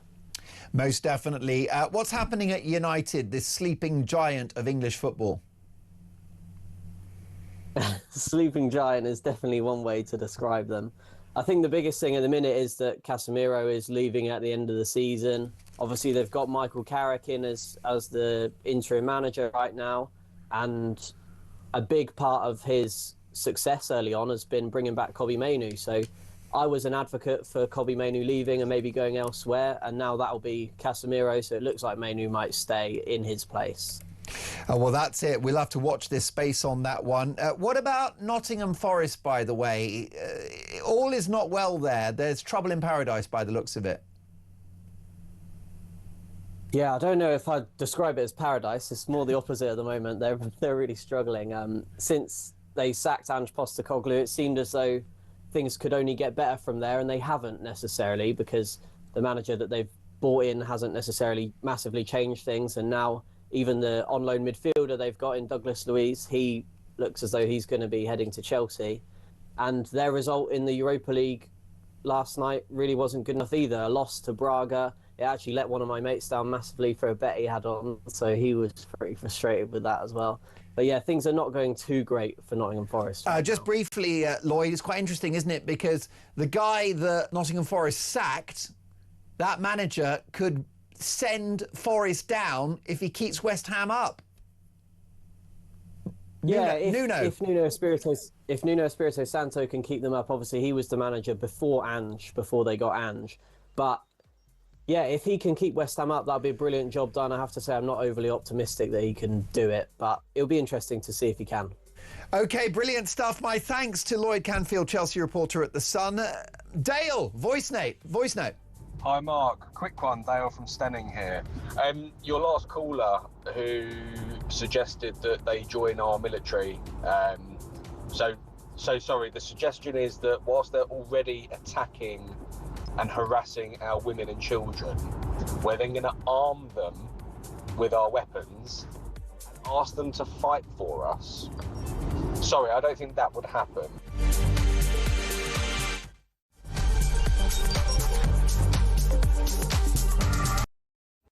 We reject! Behind me is the highly controversial location for the proposed super embassy. Tuesday is the deadline. Yes, this would be the biggest embassy in Europe if approved, if Starmer bows down to Beijing, as these protesters are saying. Behind me you can see nobody wants this. No repression at borders! We know that we have to stand up to the abuses of China. And what worries me is that we have a government right now that seems to be scared of China. What are you doing here at the protest? That's an interesting sign you've got there. Clearly you're not a fan of our Prime Minister Keir Starmer. Why is that? It's kowtowing to the Chinese government, right? A dictator regime. Robert Jenrick defected to Reform yesterday. He called the Conservative Party and Kemi Badenoch a leader with no backbone. She's obviously shown up here today and done a speech. It's kind of unprecedented to have that sort of flagrant support. What did you think about her speech and her backing this? I think any party backing our cause, like going against the building of the embassy, I'd say we welcome them. Why are you here today? So I'm Tibetan and I'm here to oppose the Chinese mega embassy being built here. Unfortunately, we think the UK government might allow this to happen, and I think it sends the wrong message to people who have been oppressed by the Chinese government, who are still being continuously oppressed in free countries. There are lots of Chinese decisions which are being followed by Chinese police states. Now, we know that there are plainclothes Chinese policemen potentially in the crowd, so a lot of them want to stay anonymous, which is very understandable. Why are you here today? Because it's very simple. It's no major embassy, and it is absolutely unacceptable because this is a very peak area, and I don't think any one of the country they will have choose one of the peak area, prime area, and make it to their one of the I think it's the biggest embassy in Europe. So this is absolutely unacceptable. This government is engaging with China confidently and pragmatically and challenging them where we need to. Because for our security, our economy and our climate, China matters. Everyone is saying Starmer Across the UK, on DAB+, on YouTube, on your mobile, and on your side. This is Talk.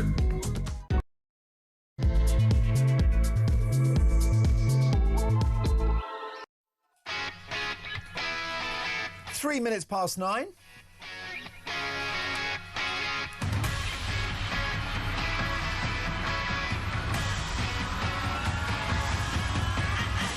Happy Friday, one and all. I'm Mark Dolan. This is Talk Breakfast, and breaking this morning, 27 illegal immigrants smuggled into a small East Sussex town in the dead of night, with a further 500 undocumented males to take over an army training centre. A community in crisis and a local population in uproar with concerns over safety and the loss of a civic venue. But be clear that this is not an isolated incident. An illegal immigrant is coming to a town near you. Will we ever stop the boats? 0344 499 1000. Text the word talk and your message to 87222. Leave us a voice note, and as the saying goes, let's talk.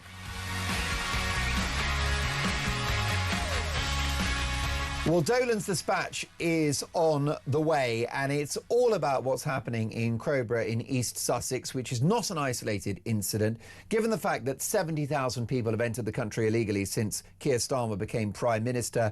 This is a problem which is nationwide. I'm delighted to say that our fantastic reporter, Samara Gill, has been in Crowborough talking to concerned residents. Now, this is the subject of today's Dolan's Dispatch, but just to set it up, take a listen to this. Just behind me is the Crowborough military training camp. Now, last night at 3:30 a.m, 27 illegal migrant men were moved in there against the wishes of the local community, who have been campaigning and rallying outside here for months, saying that they do not want this in their town. Shabana Mahmood has said that this is a move to basically get asylum seekers out of hotels that she believes are cushy and expensive and into facilities like this. However, the Conservative Party said that they moved over 6,000 people out of this military training camp in order to make way for the illegal migrants. Now, it seems like the effect is just the same. Behind me, there have been scuffles. Locals are not happy. This has been pretty much done without their consent. We're going to talk to some right now to see just how they're feeling about these changes. We live in a converted barn here, and so we have a drive that's actually within the camp gates here. And that is our main drive that we usually use. But of course, since all this has been going on, they've been locking the gates, which is actually blocking our right of way. So that's been a concern of ours for a start. As regards the way it's going to impact our lives, our house and garden extend down towards the army camp.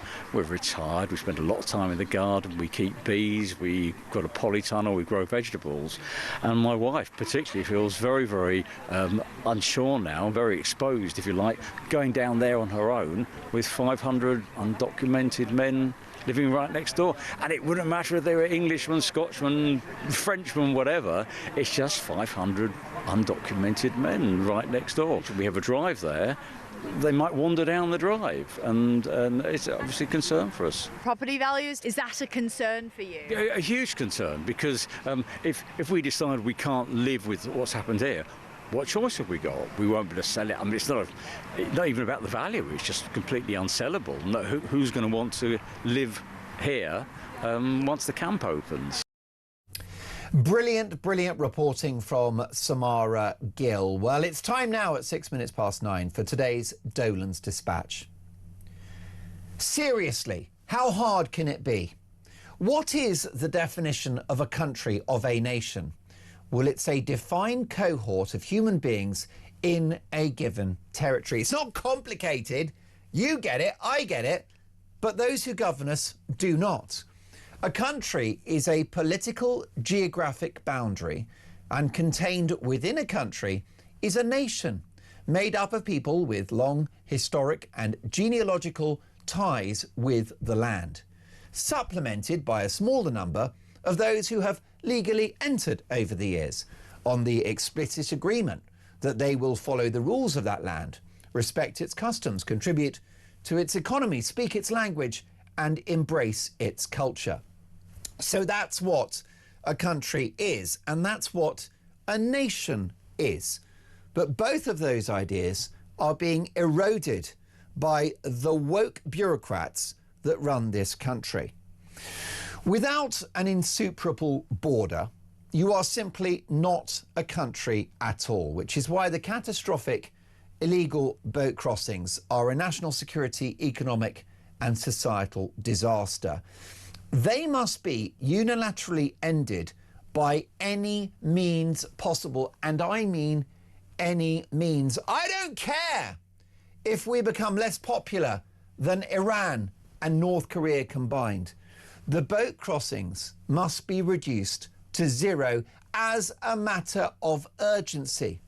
Otherwise, you get the spectacle of Crowborough in East Sussex, where locals have come face to face with the consequences of Britain's failure to be a proper country, to protect the nation and to secure the border. What they're having to deal with is 600 undocumented young men soon to arrive in an army training centre in their town. Now, the migrant hotels were a disgrace, enormously expensive. They destroyed local communities. These hotels have got memories, right? You've got your marriages, your funerals, deaths, leaving dues, and a social focal point of the town. But to take migrants out of hotels and put them in an army training centre is to reposition deck chairs on the Titanic. Now, these people should not be here in the first place.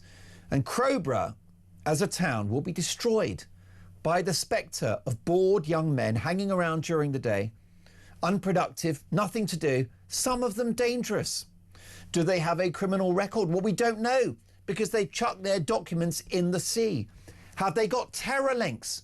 Well, that's anyone's guess, because their mobile phones were also discarded before they arrived. And you've got the sneaky Home Secretary, Shabana Mahmood, who smuggled 27 of these folks into Crowborough in the dead of night, 3 in the morning. Why did she do that? Because she knew there would be a furious public reaction. The public have had enough. But just think about it. With over 70,000 people having entered the country illegally since Sir Keir smashed the gangs Starmer got into office, then 600 people in one town doesn't even touch the sides. 600 out of 70,000. That is 69,400 other young men who will arrive in a town near you. It's heartbreaking for these communities. Families whose kids once walked or cycled to school on their own or with friends will now be ferried everywhere in a car. Who can blame these parents worried about their kids? What about women who are going to have a very different lifestyle now? Gone are the days of a solo run in the park or a late night walk home from the pub. Everyone is going to have to be ferried around in a car, escorted in their own town, in their own home, in their own country. Now, this town will simply be unrecognisable in the weeks ahead, and it won't be unusual because it's going to happen across the nation. My heart goes out to the people of Crowborough, but it's just the tip of the iceberg, and don't be fooled by this government who say that this is a contained problem, that they're fixing it, because your town will be next. It is time to stop the boats by any means possible. Break international law. Happy days. Become an international pariah. Absolutely. Deploy the Navy all day long. Because if you cannot secure your border, you're not a country in the first place. Your reaction, 03444991000. Michael Barrett is the branch chairman of Reform UK in Sussex Weald, which pertains in part to that area of Crowborough. He joins me now. Good morning, Michael. Good morning, Mark. Thanks for having me on. The problem we have with Crowborough is it's not an isolated situation.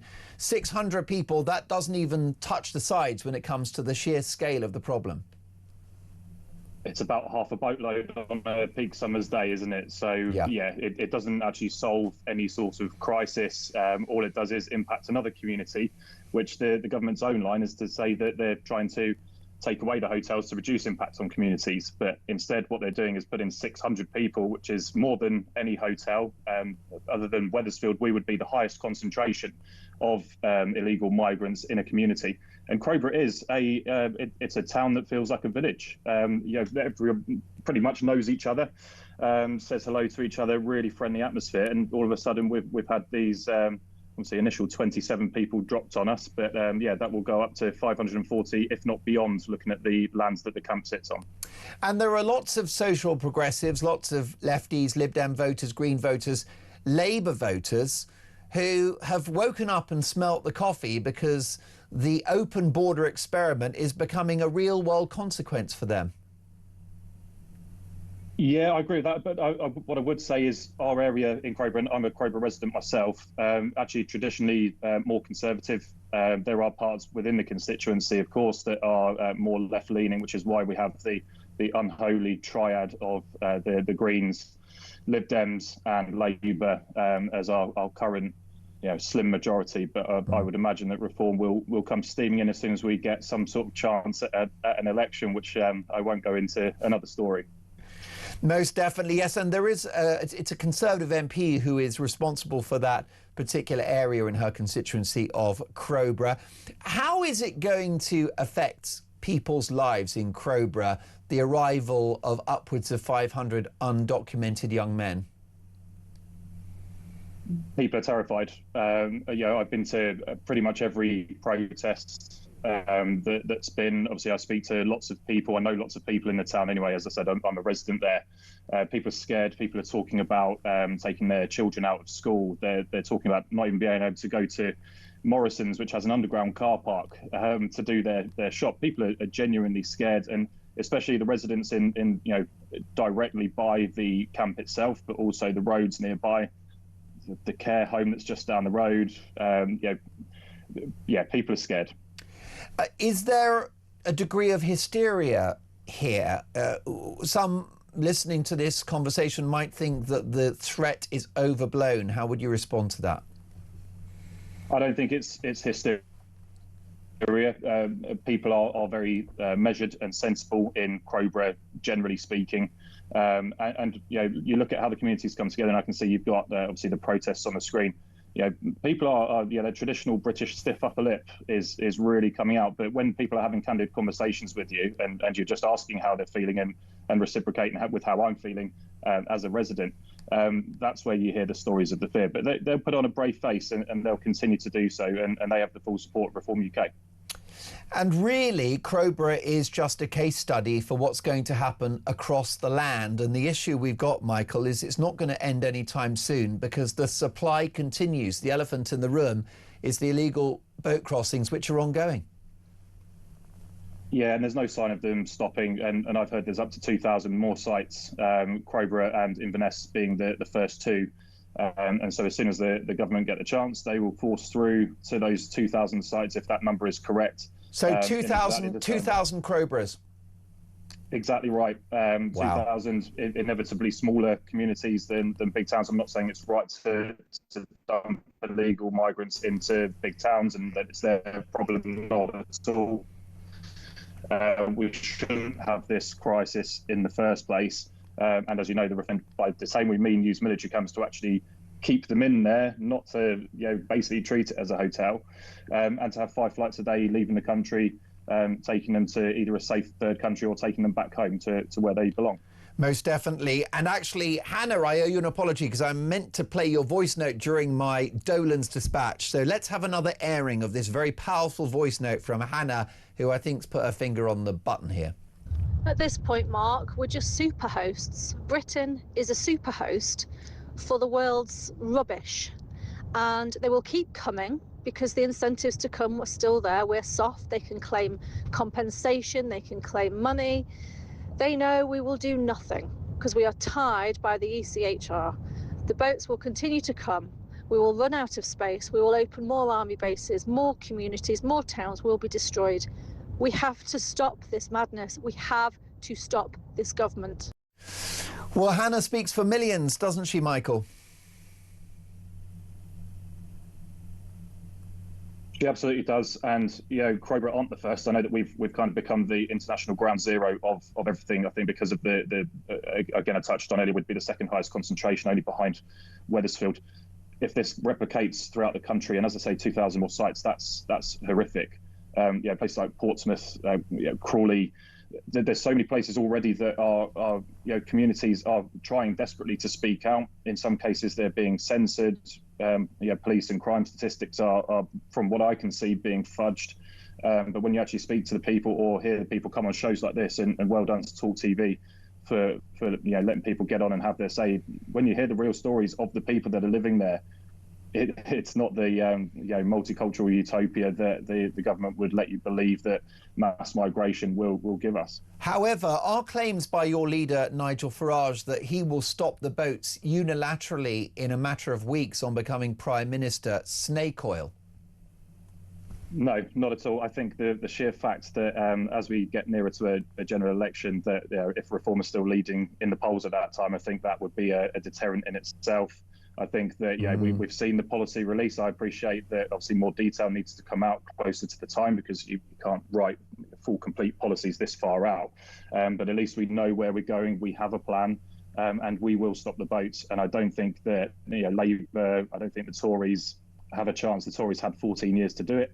This Labour government, I think was last year the second highest number of small boats coming in on record. 70,000 already in under Keir Starmer. The boats aren't stopping, they're not even slowing down. As soon as we get to spring, some of those numbers will increase drastically again. Is a focus on illegal immigration racist? Not at all. Not at all. And particularly from our party, we don't care what colour people are, what people's backgrounds are. I myself, my grandfather was from Guyana. There's such a thing as good migration, and everybody knows that. You look at people like Zia Youssef, and his family, absolutely brilliant, contribute to society. These are just people that happen to be of a different colour that are coming over on these dinghies illegally, throwing their documentation over. The problem isn't the colour, the problem is the dinghies and having no documentation and no idea who these people are. And we've already seen terrorists coming over, and it's well documented. Listen, a real treat to have you on the show, Michael. Look forward to our next on-air encounter. Appreciate your valuable time. Michael Barrett is the branch chairman of Reform UK in Sussex Weald, which contains within it Crowborough, where he is a concerned resident. Will Britain ever stop the boat? Stephen in London says no. The government want them here. That is the problem. Zarina says, good morning, Mark. A few weeks ago, I went into a hairdresser because I needed my hair cut. It's not my usual hairdresser, but I'm convinced that my hair was butchered by an unqualified migrant. I'm living with the appalling aftermath until it grows enough to get a proper haircut. I'm now left wondering if he was an illegal migrant pretending to be a hairdresser. I am livid. The company have not responded to my complaint. What is happening to us?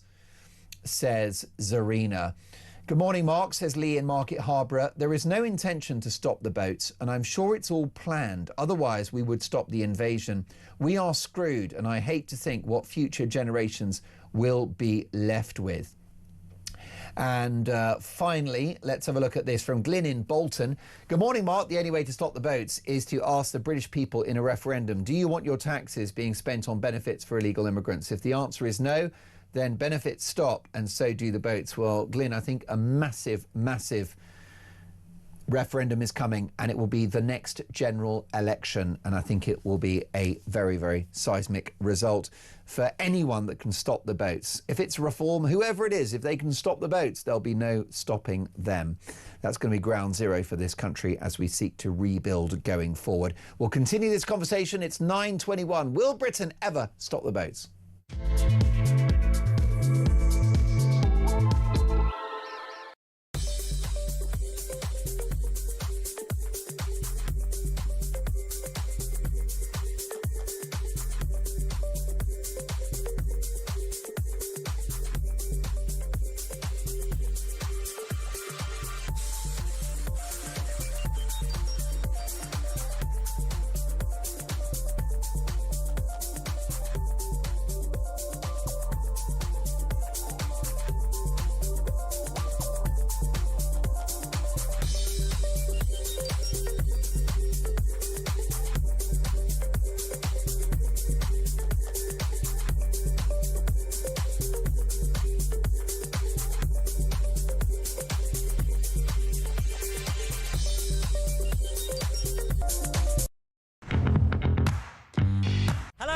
Welcome to Down the Local, the show that goes from pub to pub across the country, speaking to the punters about the subjects driving us all nuts at the moment.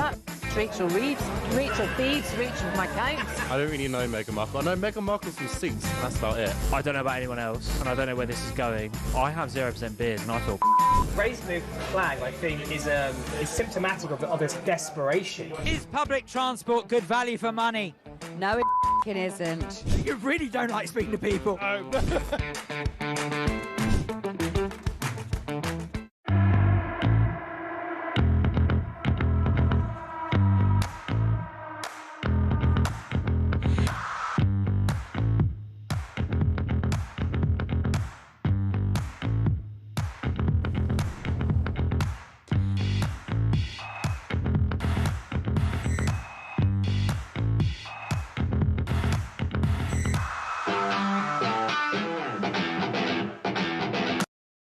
Across the UK, on DAB+, on YouTube, on your mobile, and on your side. This is Talk. We're going to talk about Reform UK in the polls in just a second. Have they peaked? Have we reached peak Farage? But first, outrage and fury as 4.5 million people are to be denied the vote as more polls are axed, as the political boundaries of this country are changed at a local authority level. Well, let's get reaction now from Joe Twyman, who is the founder of Delta Poll. Good morning, Joe. Are the government justified in cancelling these local elections? Well, justified is an interesting question. This is as a result of local government reorganisation, which is a complicated and very time-consuming process. I think the decision to let individual councils then decide whether they wanted to cancel the elections or not is perhaps the issue here. An alternative strategy would have just been to say, look, we're cancelling all of them, or we're cancelling none of them, or you've got to have things in place by then. But that wasn't what happened. In terms of public opinion, however, the average person in the street and the 50% of people less engaged than the average person in the street doesn't have a very good idea about whether their particular area is going to the polls this year or not. This is not a story that has made it into the top sort of 15, 20 stories being discussed last week. But as time goes on and more people realise that there is a change happening in their area, as more and more people become exposed to the details, it's likely that we'll see things fall along partisan lines. If you are a supporter of Labour or the Conservatives or whoever the incumbent is for your particular area, you might be more tolerant of, shall we say, delaying these elections for a period of time compared to those who support other parties. Well, let's take a listen to the government minister responsible for this. This is Communities Secretary Steve Reid. Take a listen. I can now confirm my decisions to the House. I have decided to bring forward legislation to postpone 29 elections. To those who say we've cancelled all the elections, we haven't. To those who say it's all Labour councils, it isn't. I've asked I've listened and I've acted. No messing about, no playing politics, just getting on with the job of making local government work better for local people. There you go, Steve Reed. Meanwhile, another interesting polling story, and this features on page 2 of today's Daily Mail, Joe. Reform may have already hit peak popularity, polls expert suggests.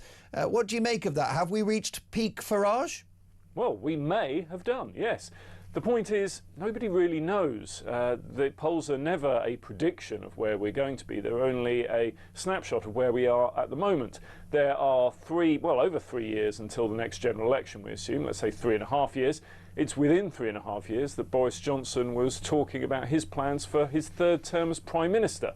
So an awful lot can change. But if you look at the long-term trends up until this point, what you see is that Reform have really struggled to break through the 30% barrier, not just over the last few weeks, but over the last few months. And the long-term trend suggests they might be falling back slightly. Now, that's for a number of different reasons, and those circumstances may change. But they have to overcome the fact that there is always going to be a constituency of people who will vote for their party no matter what. And if that's around sort of 20% for both Conservative and Labour, with a resurgent Green Party, it's difficult to see how the Reform get much higher. And at the same time, Nigel Farage has more than half of people with a very unfavourable view of him at the moment. That's higher than any other politician. And so it is a difficult situation for them to be in. But if the last 10 to 15 years of British politics have taught us anything, it's that nothing can be ruled out, and at the same time, nothing can be guaranteed. Reform have consistently, whether it's in their current incarnation or as the Brexit Party or as UKIP, seen plateaus in popularity, only to have things turned around by spikes as events change the situation. So we just don't know. Do you think the return of Andy Burnham into the Parliamentary Labour Party and potentially the leadership of the party, could he improve Labour's fortunes? He certainly could. The ratings around Keir Starmer are not great. His overall popularity is the worst of any of the political leaders at the present time. And Andy Burnham is popular in Manchester. But nationally, he's not particularly well known. His supporters, for instance, will talk about the fact that he has higher net ratings than any other Labour figure. But mainly that's to do with the fact that people don't have an opinion one way or the other. And if they do, they tend to think, well, he's probably going to be better than who we have at the moment. There is a big question, however, about the pathway that he takes back into Parliament. He would have to secure the nomination for a seat, win that by-election, and then win a leadership election. So it's by no means guaranteed. But often what you see in polls of all different types is that if a leader is unpopular, an alternative, whoever that is seen as a more preferable option. But you have to be careful what you wish for, as the Conservative Party found out on multiple occasions during their period in government. Most definitely. Joe, briefly, if you can, just going back to the allegation that we've reached peak Farage, what about those shy Reform UK voters, the people that don't want to say out loud in public that they'll be voting for Reform but will? Well, one of the things that we do at Delta Poll is to go beyond simply asking people who they would vote for if there were a general election tomorrow. We look at the underlying data and the support for different issues and different politicians, and we're confident that if there are shy Reform voters, we're modelling them in a sufficient manner. And of course, people may say, oh, well, maybe it's 1 or 2%, but yes, perhaps it is 1 or 2%, and that could make the difference in individual constituencies, particularly if there's a five-way tie. But it's not going to make the difference between Reform being on 30% and Reform being on 50%. The SDP were on more than 50% in the early 1980s, and 9 years later they were losing a by-election to the Monster Raving Loony Party. So things change a lot. Joe, great to see you again. Thank you so much for your time. We'll catch up soon. Joe Twyman is the founder of Delta Poll. Will Britain ever stop the boats? It's 9:31. This is Derek in the northwest up in Manchester. Morning, Derek. Morning, Mark. How are you? I'm very well. Better for hearing your chipper voice. How are the conditions up there in Manchester today? Wet and windy. Wet and windy. Well, that's what you pays your money for. That, you know, you'd be shortchanged if it wasn't raining. Yeah, but looking on the bright side, it might stop the odd dinghy. If only. Derek, will Britain ever stop the boats? Not a chance. Not an absolute chance. And you know why, don't you? I mean, at the end of the day, it causes the government of the day it's quite an advantage to them, because give it 2 or 3 years when they've made them all British, in inverted commas, citizens. When they made them all citizens, who are they going to vote for? They're going to vote for whoever let them in, or whoever's easiest on them, whoever gives them a hotel, whoever gives them benefits. You know, they don't have to pay tax. You don't have to pay tax to vote in this country, do you? You just have to sort of rack up here on the shores.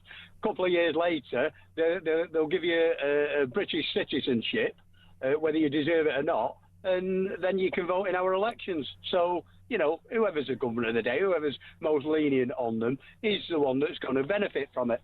And it's certainly not us, that's for sure. It's not the British public. This is the deliberate rewriting of the electoral map via open borders. Of course it is. Listen, every government we've had for the last 30 years has seen this ploy, and it's the same with this. It's the same with unemployment, isn't it? You know, if you pay people to sit at home, who are they going to vote for? They're not going to vote for someone that says, "Whoa, we're going to get tough on you." You know, they're going to vote for whoever will let them get away with the most, aren't they? That's obvious. Human nature. A bleak but unanswerable position. Derek, thank you for your wisdom. Look forward to your call in the near future. Derek in Manchester there. Have a good Friday, Derek. What do you think? He just says that this is essentially re-engineering the political map of the country. 0344 499 1000. Prince Harry, his court case, his legal action against the Daily Mail. Has it backfired horribly? Is the Duke of Sussex losing the plot? That's next.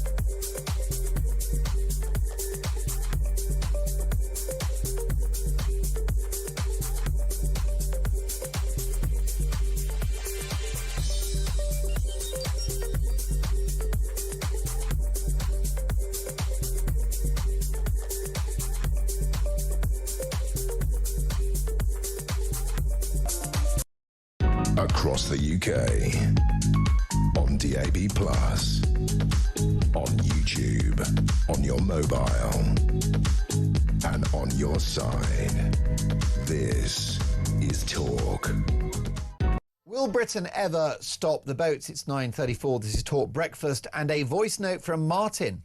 Good morning, Mark. It's Martin here from Lichfield. Just a thought with these migrant hotels being emptied. They're not being emptied at all. What they're doing is making more space to put more in them when they filled all our army camps up.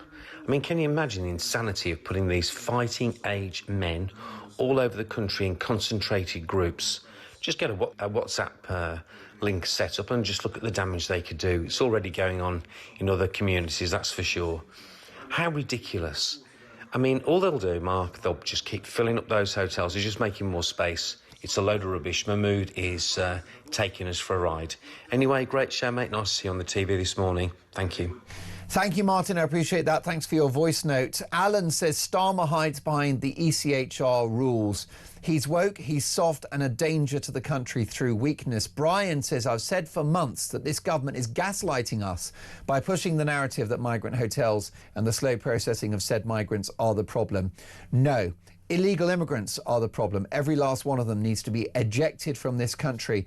We need the Navy in the Channel, pushing them back and facing off the French. Thank you for that, Brian. Mick in Dorset. Mark, I heard the word threat being used whilst talking about Crowborough.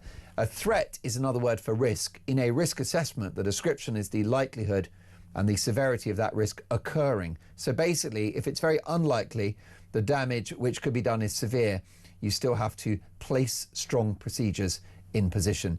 Listen, we'll get to more of your feedback on that. But Prince Harry is in the dock at the moment, suing the publishers of the Daily Mail and the Mail on Sunday, tearfully defending his wife Meghan Markle and claiming that the establishment are out to get him, attacking the press. Has this court case backfired on the Duke of Sussex? Let's get the thoughts of his biographer, someone that knows Harry intimately well, Angela Levin. Good morning, Angela. Good morning. What's your appraisal of Harry's performance in the dock so far? I think it's absolutely shocking, isn't it? I mean, he's trying to have an argument with the lawyer who's supporting the Mail. Now, that's ridiculous because he's not supposed to do that. He's supposed to answer a question, yes, no, I'm not sure, anything like that. And then when the judge is there, he analyses what's going on. But there's no point trying to make a speech telling everybody how they should behave when it makes no difference to what he says. I can't understand why his lawyer doesn't actually say to him, this is not the way to speak. I mean, this is the third time he's come in to try and attack newspapers of one sort or another. And he should say, you know, just answer concisely. Just let's practice at that. He doesn't. I can't understand it. He helps Harry be looking ridiculous. I mean, one of the ludicrous things that he said was that Meghan was absolute misery, living in absolute misery. And I thought to myself, no, she's not. Anyway, I looked it up. The 24th of April, 2025, she said it's the happiest she's ever been. She's having a wonderful time. She can't believe it, and she's happy and grateful. Now, what sort of idiot would say that in court when he talks to the person herself has given something completely different? She wasn't talking about being in court. She was talking in New York, where she was. But, you know, was she lying? Is Harry lying? The judge is just sort of very irritated by such nonsense. Well, that's right. Anthony White, QC, is, of course, representing, KC now, who is representing the Daily Mail and the Mail on Sunday. And it was Harry that got into a slanging match with him. At one point, Judge Nicklin had to step in and say, I'm so sorry, Duke, but you know, it's the job of your counsel to defend you and to get into arguments with the opposing side, not yourself. Do you worry for his mental well-being? Because I think he cuts a forlorn figure in the witness stand, and I think he's lost the plot. I think he's in a very bad state, actually, and it's extraordinary because he's talked a lot about Chelsea Davy with his girlfriend way back. They broke up on 2007, right? And he's still moaning about something that happened nearly, you know, such a long time. And I doubt that she wants to be making headlines again, given the fact that she started a new life. Yes, she's married, she's got children, she's got a new career with jewellery, and she won't do it. He tried to get her in court a way back on doing something else, and she wouldn't come. I don't blame her. But what's very interesting is that he became very nasty to her because she went to college and he didn't want to go up and meet her friends there, as she asked. So she stopped seeing him because he didn't have anything to do with her anymore. So this going back makes me feel that he's terribly unhappy about everything. I don't know how Meghan would feel. I don't know how anyone would feel when he goes on how terrible it is about, well, you know, one journalist sitting next door to Chelsea on a plane, and how upset he was of that and how awful it was. That's so long ago. I mean, he holds on to these terrible unhappy moments with Meghan, who he says, you know, she's absolute misery, but, you know, that's not true either. And she wasn't around in the late 1990s. I mean, it's a sort of extraordinary way of behaving. I think he's got it all wrong. And the other thing that annoys me intensely is that he's presenting himself as someone who's in charge of all the people who are, the 7 people who are with him. Including Elton John and Liz Hurley? Yes, and he's sort of trying to look after them. And I think that that's not his business. He did go and tell everybody what they should do. In 2020, he was doing it with one and another one. And I think that he feels he's in charge of this, but he's not actually. He's just another person saying, you know, what's going on here, and I want to do it myself. But when you're stretching out on the behalf of everybody else, I'm sure they won't get away with it. He won't get away with it. Looking at his performance in court, it strikes me that Harry is vengeful, bitter, angry. There's so much rage in there. Angela, do you recognise this man who, of course, you knew as a youngster and you had quality time with Harry, very intimate one-on-one sessions with him, which, of course, became the basis of your brilliant book of him. Do you recognise this Harry? No, I don't actually. I think he realises he's made a mistake with Meghan, but he can't actually go back because, you know, he can't do it because he has to admit he was wrong. So he doesn't know what to do. He's also got 2 children. I don't know if they're actually his, but you never know. Could be, red hair. And he just doesn't know where he is or how to behave. And he's lost. He hasn't got a job. He's half saying that he desperately wants to work for the royal family, and then he's attacking them and he's being very rude about them. So, you know, he's sort of the institution, isn't he? That he couldn't say anything earlier on, that something was wrong, which he could have done if the royal family would have let him say it. But they say, you know, hear nothing, do nothing. And he's furious about that and very upset. So he's blaming them for that. Well, why do it? And he's written this terrible thing about how awful it is that he's doing this. All he wanted, he says, is an apology. Well, you can't just decide to have a newspaper there and attacking it and helping it lose all its readers, and you say you just want them to apologise. It doesn't matter. You can't think like that.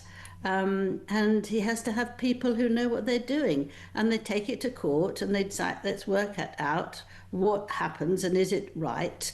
And he denies it altogether. But he's also ridiculous because he's got this, he's got Mr. Mischief he's done, hasn't he? Well, that's right. So there's an allegation that he created a fake name that he used on Facebook in which to communicate with the editor-at-large of the Mail on Sunday, Charlotte Griffiths. That's right. With Charlotte... Mr. Mischief. Not one of the Mr. Men, is it? He gave... Mr. Grumpy. He gave her his phone number. Now, if you're a prince, we would neither of us know, but if you, as a very important person, and you just meet somebody, nice woman, nice man, and you give them their phone number, you know, you've got to be careful, haven't you? But he gave her the phone number so they would talk and they would learn things. But, you know, she said they met in one place, he said they met in another, but he had no idea she was a journalist. No idea at all. Well, he's very foolish then not to work out when he's seeing a nice girl he likes and say, what do you do? You know, it's all bitty. Nothing makes... Well, indeed. I should stress there is no evidence that Harry is not the father of Archie and Lily. What makes you cast doubt on that? I don't know, because I think when I knew him, he was absolutely adored small children and he could make them laugh and do things and he just loved it. But here I get the feeling that he finds it quite difficult. He goes away a lot and I just think that he's very nervous about what's going on, really. That's interesting, isn't it? And I mean, definitely there is a sense that they're Meghan's kids, not his, isn't there? The fact that she writes a daily email to the children, which they'll receive when they're 18 years of age, and it won't be from mum and dad, it's just from mum. Yeah, well, yes, I can't believe that, though. Maybe that's just mum because they might be apart by then. I don't know. I can't say anything like that, but I think I can't imagine a teenager of 14, 15, 16, 17 being given a huge a box of things to say that she wanted them to know and to learn, and to see how much she loved them. I can't think any teenager would be the slightest bit interested in reading that, what their mother says. What do you think? I hang on my mother's every word, but I take your point, Angela. Can I ask you what will happen? What will the consequences be if Harry were to lose this case for his reputation, his finances, and maybe even his marriage if he loses? Yes, I mean, it's actually £39 million that he might have to pay. Wow. Is absolutely extraordinary. I think he will feel then he wants to go on a higher level, because he keeps on going up and up until he tries to find something. I don't think he could win, but you know, you never know. I can't think like anybody else does, and I don't know if he'll manage it. But some of the other people are going to have to pay a lot of money too, and I don't think they'll be very happy with him. I mean, it's just, he should never have done it. He now hates it. He feels that he absolutely hates it. His what did he say? He's paranoid beyond belief. Well, I could maybe that, yes, he is, but then why do it? Why do it? It's a long time ago. It's a very, very long time ago. And to find out about Chelsea Davy in 2007 is just ridiculous, isn't it? When she's happy, and she wouldn't have married him anyway, probably, because he kept, leaving her alone and then coming back. And all it wasn't stable. So I think it's... I don't know that he would hang on with Meghan, because, as you know, he's not in the top 1,000 that for Netflix about what she's making. And I think that's right. So briefly, because we can finish on some good news for my audience, it's unlikely that there will be a third series of With Love Meghan on Netflix. Is that right? Yes, that's right. Yes, definitely. That's what they've said. 2 series failed, and there's not going to be another one. Wow. And it's just not going to happen. And the holiday celebration, which she tried to do, that also didn't work. Yeah. And so there's not going to be another where you or I should go on our holiday. So this is very, very relieving for a lot of people. But we'll have to see what she does. She will find something else straight away. But she won't be happy, because she does think she's very good. Now, putting your fingers in that dish like that, with her rings on and the flower sprinkles. Producer Christian's not happy, because he gets all his recipes from Meghan Markle. Which is why he's turned very pasty in recent weeks, I can't lie. Angela, the queen of royal journalism, lovely to see you, and I look forward to speaking to you very soon. Thank you for your time. Angela Levin, Prince Harry's biographer, royal journalist, and much besides. Thank you to her for that. We're going to wrap up our conversation about a very simple question today. Will Britain ever stop the boats? We've got an amazing call on that next.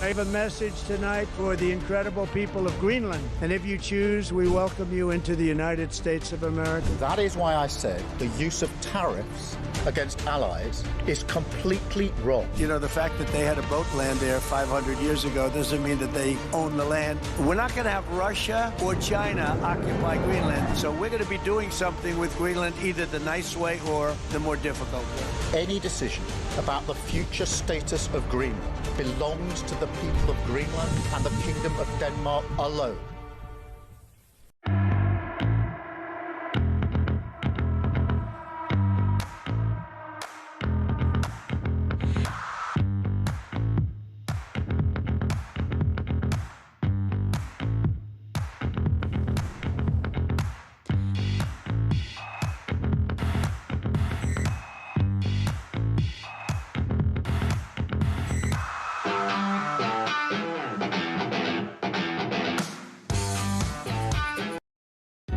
across the UK.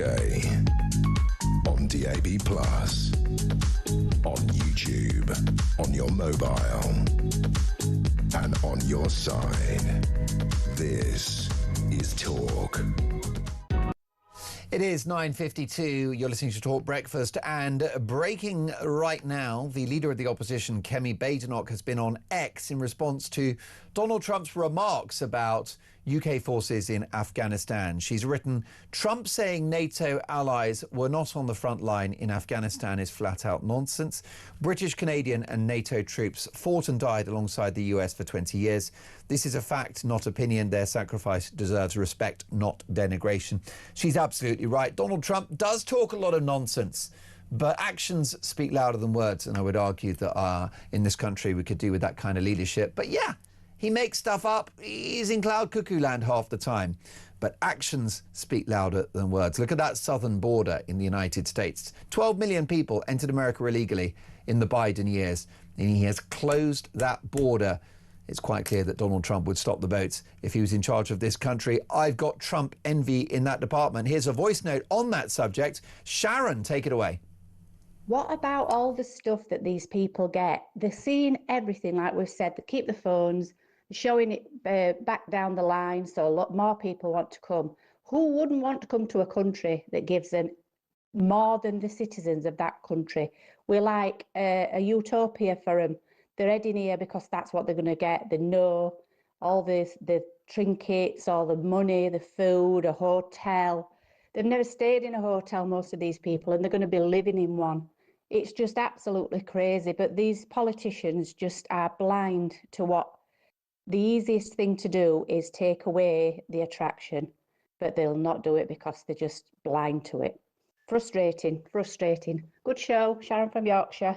Thank you, Sharon. June has said, "Mark, I understand the people of Crowborough are upset, but now they know how the people of Birmingham feel. We lost our city decades ago. I have family in Leafy, UK and US who call me a racist because it hasn't affected them. NIMBY makes me so angry." Becky says, "Morning, Mark. Just one question. How did we get to this? How did we become a country that doesn't care about its own people?" This won't just affect Crowborough, says Paul in East Grinstead. It will affect Tunbridge Wells, East Grinstead and other areas. This ripple effect will happen all over the UK. It is a major crisis. And I agree with you there. I think the public are starting to wake up. Derek is 100% correct, says Nick. As much as I'd like reform to win the next election, it'll never happen. There's millions of far-left do-gooders who think we're all racists. It'll be Labour, Green, Lib Dems for the next 50 years. Let's hope not. Earlier, we took a call from Daniel in Epsom, who's talking about the status quo in the country. A brilliant call. Take a listen. What we need reform to come in and be exceptionally bold and brave and do a lot of things that the current status quo will not do. We need to... I think we need to reform the entire civil service in Whitehall, and we need to stop brainwashing children. I think we also need to leave the ECHR immediately. I deploy the Navy to stop the boats immediately. I don't know why. One of the easiest wins, I think, is to tomorrow stop paying for hotels, stop giving people, stop paying for food, stop paying for accommodation. They should be destitute. They should have nothing, be on the streets. They should be aware that the British majority don't want them here. Why are you spending my money, I'm a higher rate taxpayer, on people that I don't want here, whilst at the same time persecuting pubs, farmers, pensioners? What are you doing with my money? Why are you doing it? We don't want them here. Why are you giving them a cent of my money, £1? Shouldn't be doing. I think we need radical action, Mark. We need to be bold and brave, and we need to do the things that the British public demand. And any party that gets in that doesn't do it will be removed. But will that radical agenda happen under a Reform UK platform that has excluded the likes of Ben Habib and Rupert Lowe? Well, one of the things that I think, a masterstroke that I think that Nigel could do, if I was advising Nigel, I would say to him, listen, Ben Habib, Rupert Lowe and other figures that you currently don't get on with, what you're going to need to do, if you really want to win and win big, is get everyone in the boat rowing in the same direction, okay? You're going to need to bring these characters back into reform, no matter how painful that is and no matter how much water there's been under the bridge. When you align the right and when you bring everybody back, despite you might not get on with them or whatever, do the right thing, Nigel, for the British public. Put yourself and your own feelings for people to one side. The British public are crying out for this change, and it's incumbent on you, Nigel, to do what's right for us, okay? Irrespective of how you feel about Rupert or Ben or what's been said with Zia and stuff like that, you need to do the right thing for us, Nigel, because we're desperate now. This country's going down the Swanee. You know, the decline. I mean, I bought a house, over £750,000 house in Epsom to get away from it. I grew up in London, and it's here now. It's everywhere. And we need your help, Nigel. We need you to come in and be bold and do the right thing for the British people. Well, look, a very, very powerful message there from Daniel. And I've got so many messages saying that he's a hero and that you agree with him. Do keep those opinions coming. I'm delighted to say that Up at 10 is a very, very significant figure in the sphere of politics and broadcasting. Former Deputy Chairman of the Conservative Party, now Reform UK supporter, and a man that's got plenty to say on a range of issues. Jonathan Gullis, good morning. Hey, good morning. How are you, Mark? I'm so well indeed. I haven't seen you since the defection of Robert Jenrick. Have you been texting your old stablemate? I have indeed, yeah. Looking forward to getting him over to Newcastle under Lyme for our elections over there, to get him back where he actually stood as a Conservative candidate in 2010. So, you know, big elections that haven't been cancelled, unlike everywhere else, it feels like. So, yeah, looking forward to seeing a Reform UK surge, as you can imagine. Well, that's right. Are you having this story in the Mail today that Reform have peaked, according to a couple of poll sort of watchers? Well, it's always nervous to disagree with Professor John Curtis. But no, I don't think Reform have peaked in any sense at all. Where I live, it is just simply people are sick of the uni party. And yesterday, they saw that in full action, sadly, at Stoke-on-Trent City Council, where there was much loving and an agreement